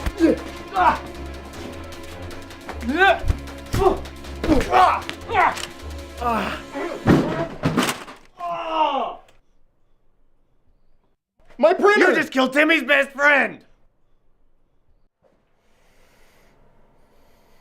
Oh man, he doesn't look too... He's fine. He's fine, right? He is not fine. Yo, you're going to prison, man. We're all going to prison. Man, how could you? That was Timmy's best friend. We need to bury the body. Bury the body? No. We can just take him to the hospital. No! No hospital. Let's get him out of here.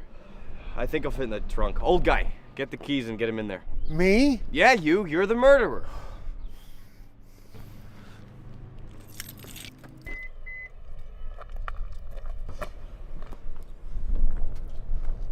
Dylan, what is all this crap? It's not my car. Well, whose car is this? Don't ask me. Jake found it at the park. He couldn't have stolen a car with less junk in it? Well, we weren't expecting to fit a dead body into there. It's stolen. Okay, it's not our biggest problem. We're gonna have to put the body in the back seat then. The back seat? No, I'm not sitting next to a dead body.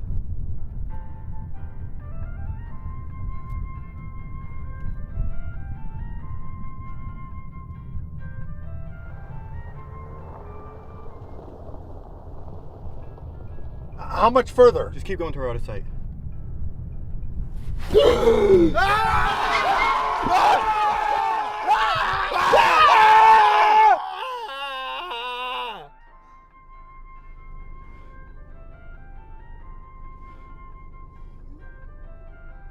You killed me? Help! Help! Get back! Help!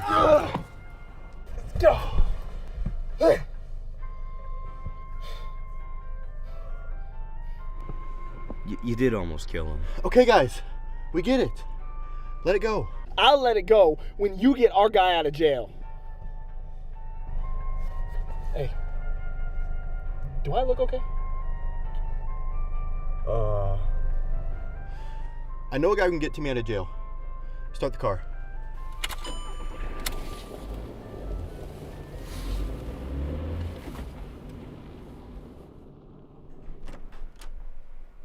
What's up, Jesse? Long time no see. Joe guys in today? Always today and every day. Who's the old guy? He wearing a wire? Don't worry about him.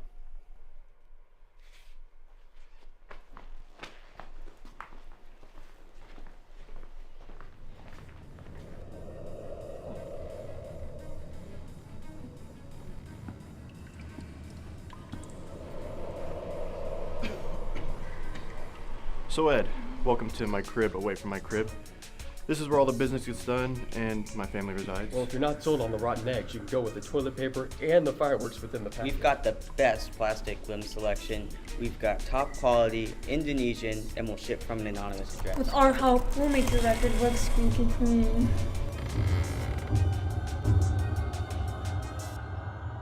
And here we are at our first destination.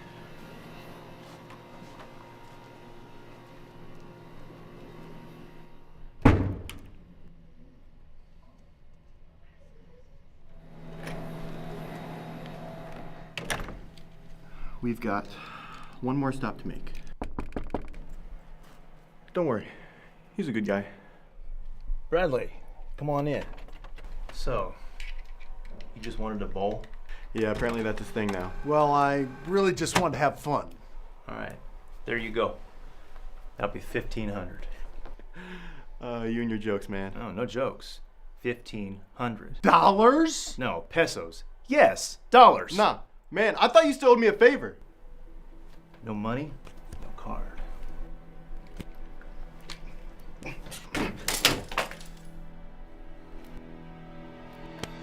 Stop! I can't take any more of this. I killed a frickin' kid today. I drove a stolen car to bury the body, all because I don't have any friends. You were supposed to do your job. Take a photo, make an ID, and go bowl. I just wanted to bowl.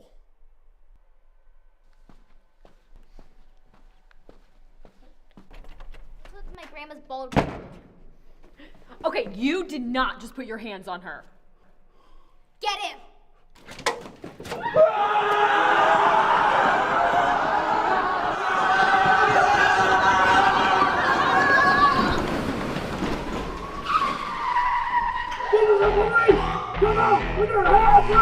It's code red. All right, everyone, you know the drill. I do not know the drill.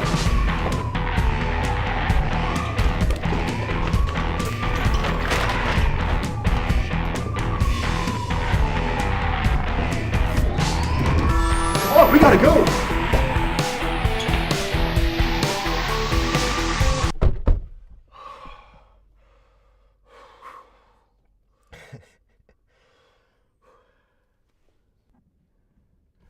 You owe me.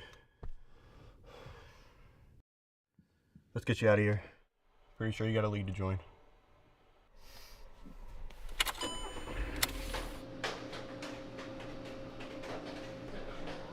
Hi. Hey there. I'm ready to join the league. Actually, we don't have any open spots left right now, but if you stick around long enough, there may be one open pretty soon.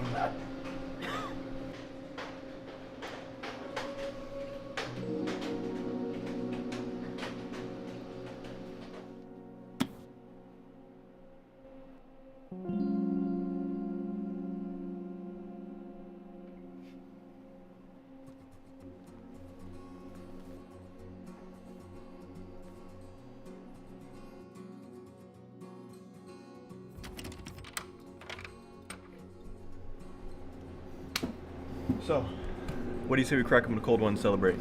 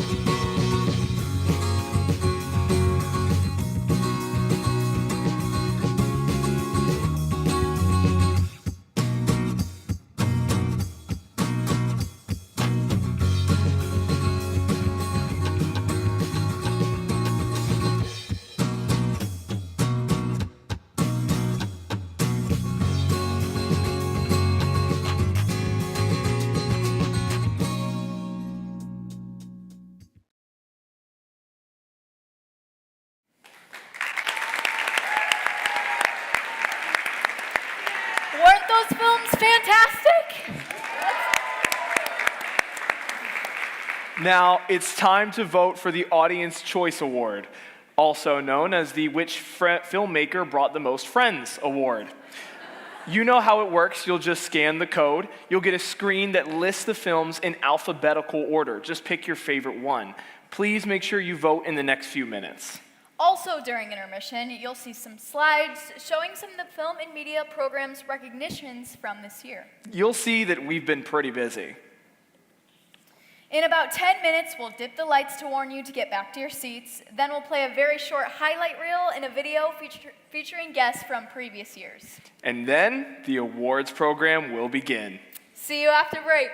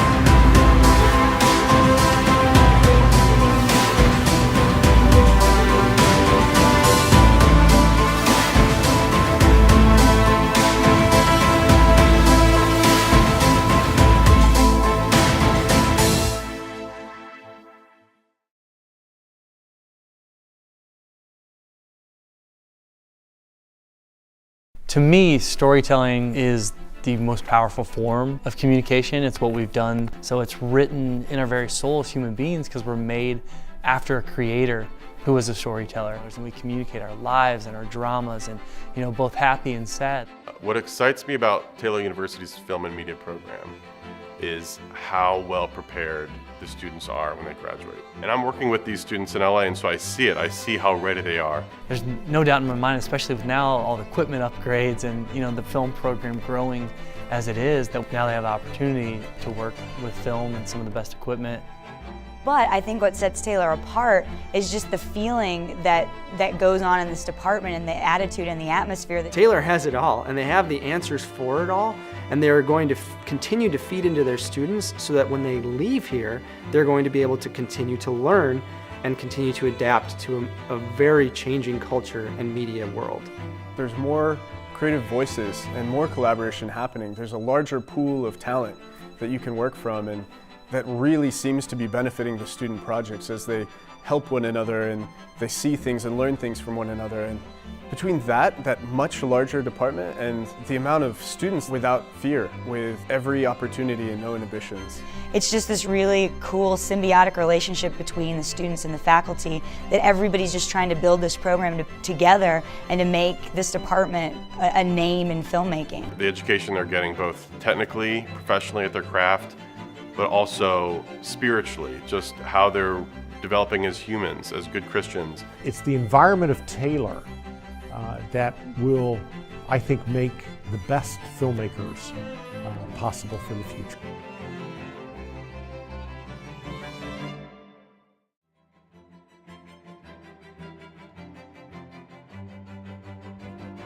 It's awards time. But first, a quick note about the other pieces you've seen tonight. Our program Open and the videos you just saw were produced by the Envision Productions crew. And they are JP Sasantio, Madeline Crawford, Thane Sasorda, and Patrick Marsh, along with honorary member Elise Masters. And the Envision crew would like to thank Zach Donahue, who has been so much help with virtual production, as well as Chloe Gard, Devin Smith, and Caleb Heffron for volunteer service that went beyond the call of duty. They would also like to thank Lauren Rutledge, Joel Rogers, Elizabeth Sprecher, Greg Compton, Silas Aldrich, Bryn Smarella, Emma Scarborough, Courtney Roberts, Reese Williams, Ben Mosier, Gracelyn Fletcher, Ella Cook, Matthew Fall, Graham Abney, Adeline Hauser, and our own Reverend Dyson. Thank you all. Look for a retrospective video of all the day's events coming soon to our website, envisionfilmfestival.com. Be sure to check out our Instagram, Facebook, and YouTube for other announcements and updates, including your TUP date. Now, as we mentioned earlier, the winner of the award for Best Picture in the high school category is Chase Clements from New Palestine, Indiana, for the film World's Greatest Idiots. And thanks to our awesome admissions department, this award comes with a $1,000 scholarship towards his first year at Taylor. Please welcome Chase Clements.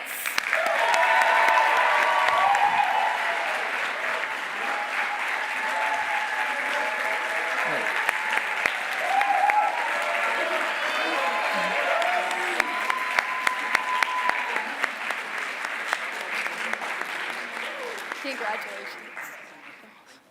Congratulations. Thank you very much. Yeah, you want to say something? All right. Hey, y'all. Thank you so much for this award. So the credit goes to God. He gave me like the strength, the ideas to make all this possible. I want to thank my mom and dad. They would give me their enthusiasm and love. My brothers and the goats, Dan and Eli, for helping bring my characters to life. It's been really great. I can't wait to go to Taylor. It's been great. Thank you, y'all.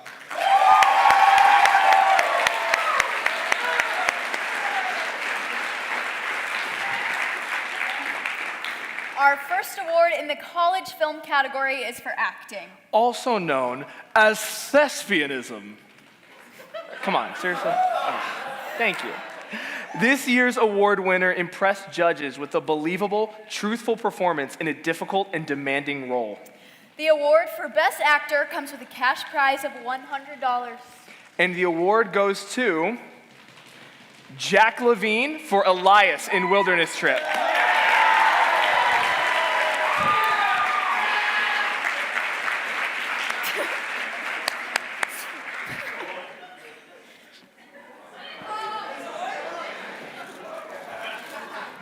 I could be wrong, but I'm pretty sure I'm the first person in Envision Film Festival history to accept the award for Best Actor 2 years in a row.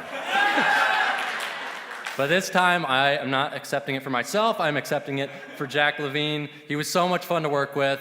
Unfortunately, he could not be here, that's why I'm standing up here for him. But yeah, I wish him a long and prosperous acting career. Thank you.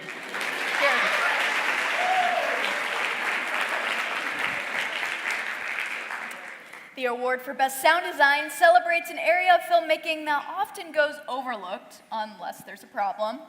Getting the dialogue and all those tiny sounds just right is a challenge. This award comes with a $100 gift card from Slingshot. And the award goes to JP Sasantio with Wilderness Trip.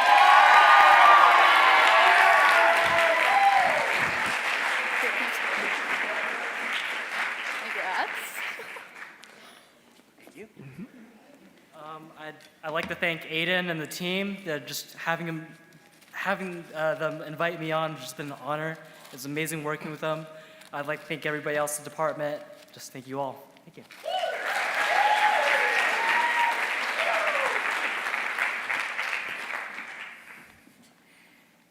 Our award for Best Editing is given to the filmmaker who demonstrates what it takes to combine picture and sound in such a way that the whole is greater than the sum of its parts. This award comes with a gift bag from the Abbey Coffee Shop valued at $100. And the award for Best Editing goes to Ethan Koppel for Wilderness Trip.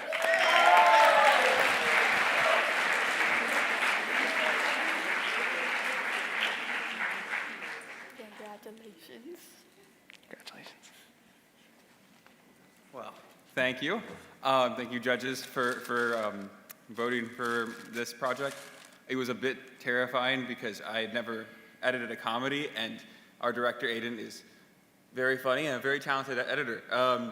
And it all came together, though, and it was a lot of fun, a lot of stressful fun of editing very quickly as we were shooting. So, thank you.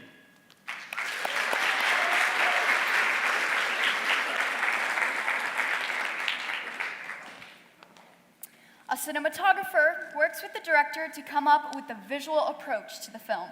This includes creating the color palette, choosing the camera, lens, lighting, then determining whether the camera is in motion on one of our jibs, dollies, or Steadicams. It's a lot to get right. This year's winner for Best Cinematography receives a gift bag from the Abbey Coffee Shop, valued at $100. And the winner is Jack Freedy with For Isaiah.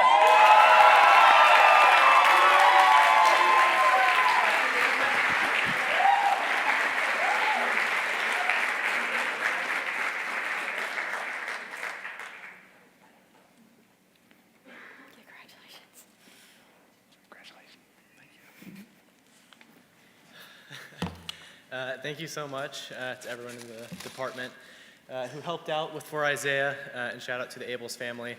They were awesome to work with. We love Elijah, we love Isaiah, and we hope that the doc can be shared even more. Thank you.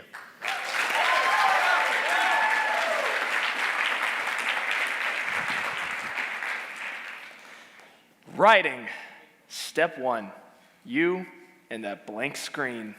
Coming up with an idea, let alone an entire script, can be a brutal process.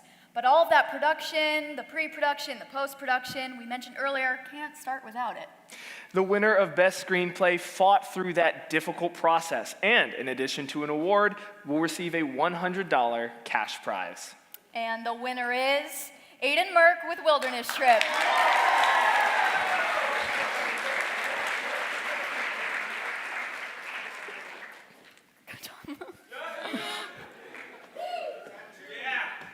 I got one. Thank you. Writing this was really hard.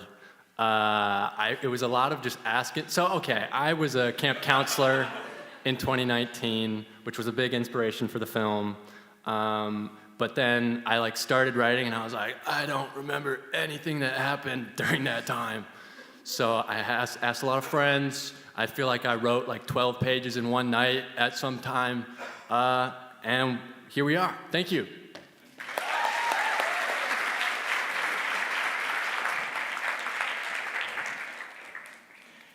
The director is responsible for visualizing the screenplay and communicating his or her vision to the cast and crew. Even with everyone on the same page, the hard part is still ahead, but that's where the job title comes in. They don't do the work. They sit in a chair and direct others to do it. Now, I like the sound of that. This year's winner for Best Director also receives a $100 cash prize. And the winner is Aiden Merck for Wilderness Trip.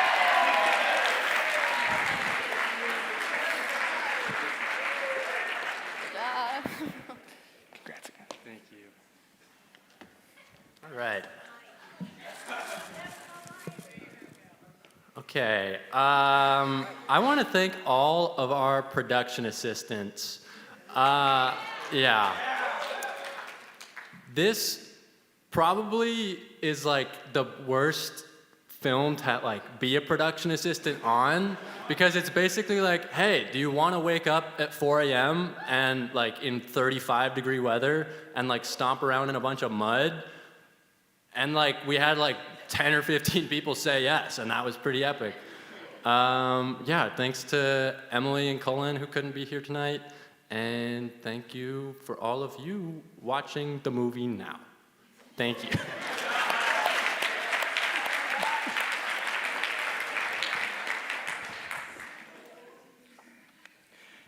Now, we saw 2 music videos tonight, so if you're in the pool, you got a 50-50 shot. This award comes with a cash prize of $200. And the winner is Viral. Do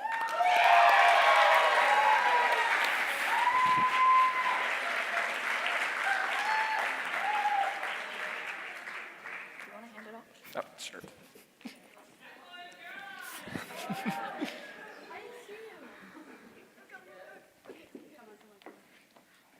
Congratulations. Thank you.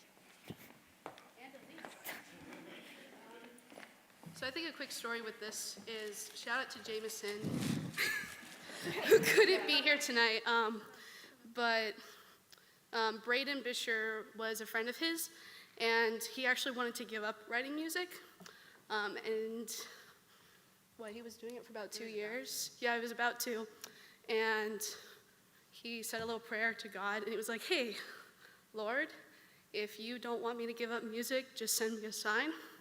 And the next day, Jameson texted him, asking if he wanted to do this music video, and he said yes. So thank you, God. Thank you, Braden. Thank you, Jameson.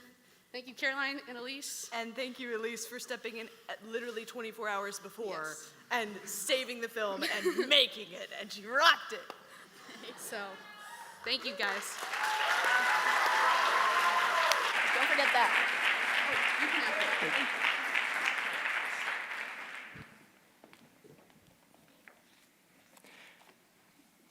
I think I skipped a page. My bad. Next up is the award for Micro Short. The winner will receive a cash prize of $200. And the winner is Carta.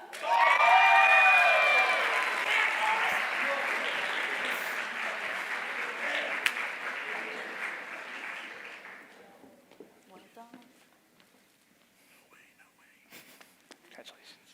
Thank you, brother. Thank you. Thank you. This was a ton of fun, and it would not have been possible without our friends in Portugal. So shout out Daniela and Miguel. And also, huge shout out to Rafa. Love you. He's not watching, but we love him. And shout out David Arquette. If you know, you know. Thank you for enjoying it. Bye.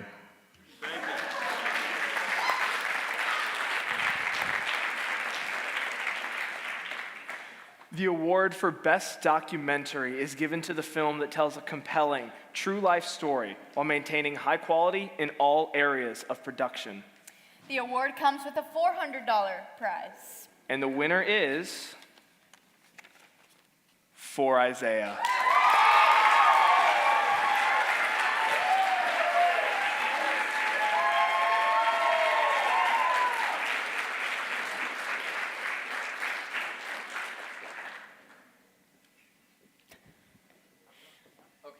Oh.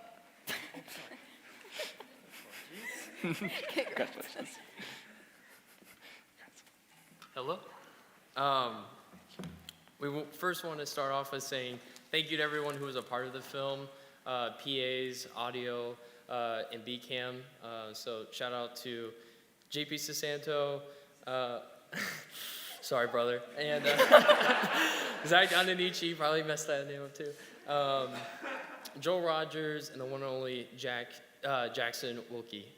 We appreciate you guys and your help. Thank you to our families, the Fowler family, Freedy family, and the Kinsman family for all your love and support. And last but not least, thank you to the Abels family. We're beyond grateful for your trust in us to document your life in this hardship, this hard moment in your life, Lord. We just want to say it's people like Elijah Abels that makes this world a better place. God bless and have a great night.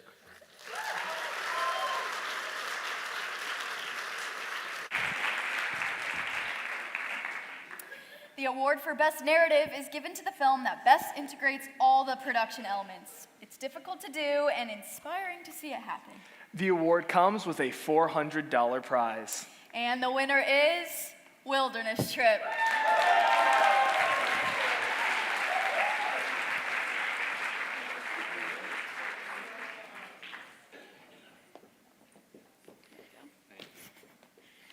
Congratulations. Congrats.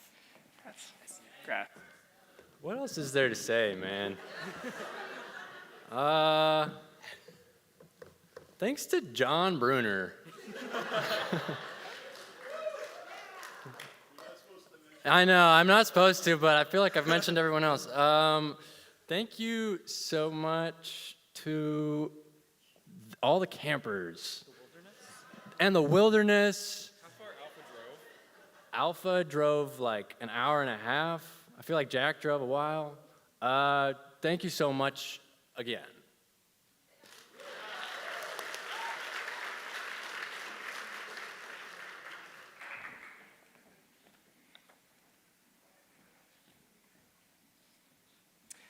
Next, it's our honor to introduce our dean, Dr. Nancy Dayton. Dr. Dayton works with our faculty in many important ways, from guiding them through the Byzantine promotion process to helping accomplish even the wackiest out-of-the-box ideas. Please welcome our Dean of Arts and Humanities, Dr. Nancy Dayton. Well, it's my pleasure to be here tonight and to present the Arts and Humanities Award, which was established to encourage Taylor filmmakers to integrate the rich liberal arts tradition into their projects. And this award comes with a $300 prize. And this year's winner is Calling the Wild.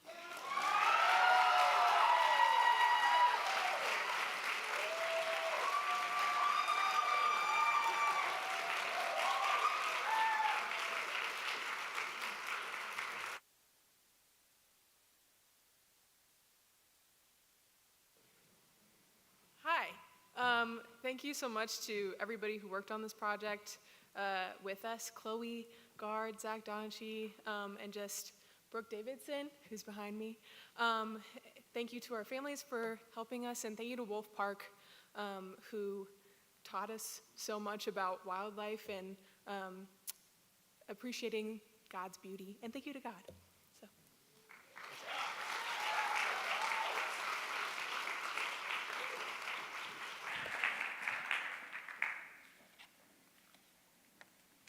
Now, to announce our next award, it's our pleasure to introduce our next guest, Beth Leggett. Beth Leggett is a TU alum and works as an executive producer with ImageBase, a Chicago-based video and event company. She has an MA in film communication studies and has worked in the video industry for 25 years. Her role as an executive producer includes project planning and management, script writing, budgeting, on-site production, supervision, and direction, as well as business development. Her clients include ConAgra, PepsiCo, General Electric, and Mars Wrigley. Please welcome Beth Leggett.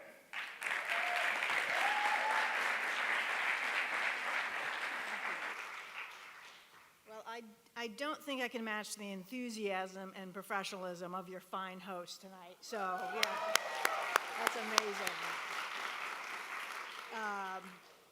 I just want to say things have changed a little bit since I was here, but I am thrilled to see how the Taylor Film and Video Program has grown and thrived over the years. I am so grateful that I've had the chance to see some of the best tonight, so congratulations to you all.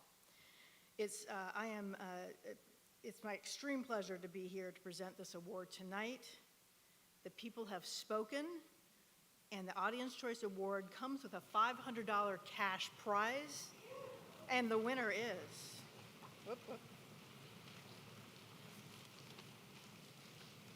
for Isaiah.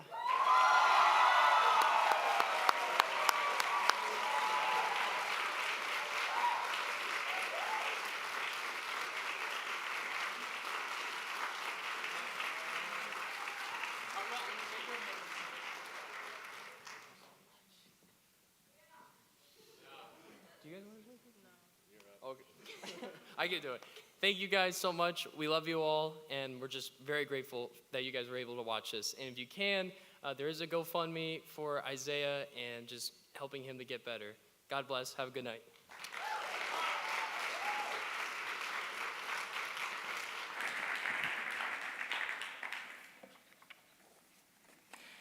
Well, this is it. Our final award of the night, the award for Best Picture. And it's time to give a full introduction to our guest, Jennifer Hare. Jennifer Hare is a line producer and DGA production manager. DGA stands for Directors Guild of America, with 26 years of experience in professional film and television. Her work includes domestic and international productions and spans many forms, from feature films, episodic television and documentaries, to game shows and more. And with budgets ranging from a few $100,000 to hundreds of millions of dollars. She is the co-author of Keys to the Production Office, Unlocking Success as an Office Production Assistant in Film and Television. That is the first film and television production handbook dedicated to a production office operations and the role of an office production assistant. Pretty good place to start a career. Please welcome Jennifer Hare.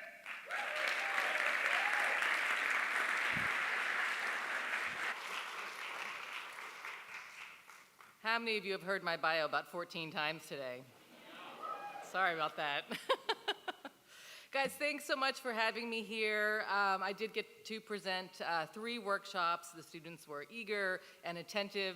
Even when I was talking about paperwork, you guys were excellent. It was wonderful to be here. Paperwork, yeah. There's a lot on here, let me tell you. It's been such a pleasure being here, seeing the students in their element, in the new, truly state-of-the-art facilities. This is absolutely phenomenal. I'm thrilled to be here to present the Best Picture Award. So, the award for Best Picture is given to the film that, in the judges' estimation, best integrates all the elements of filmmaking, from script to camera work to acting to sound to, well, everything. The award comes with a prize of $500, and the award for Best Picture goes to... for Isaiah.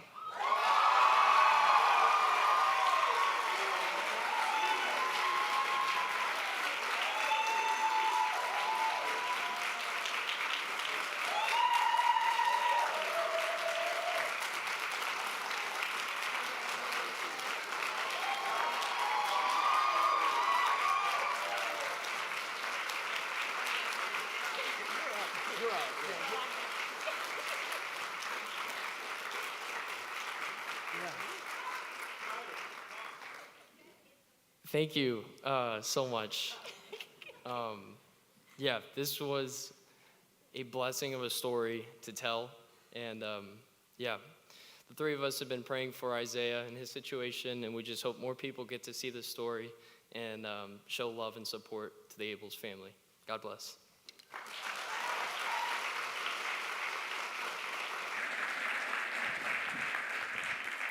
It's time to wrap things up.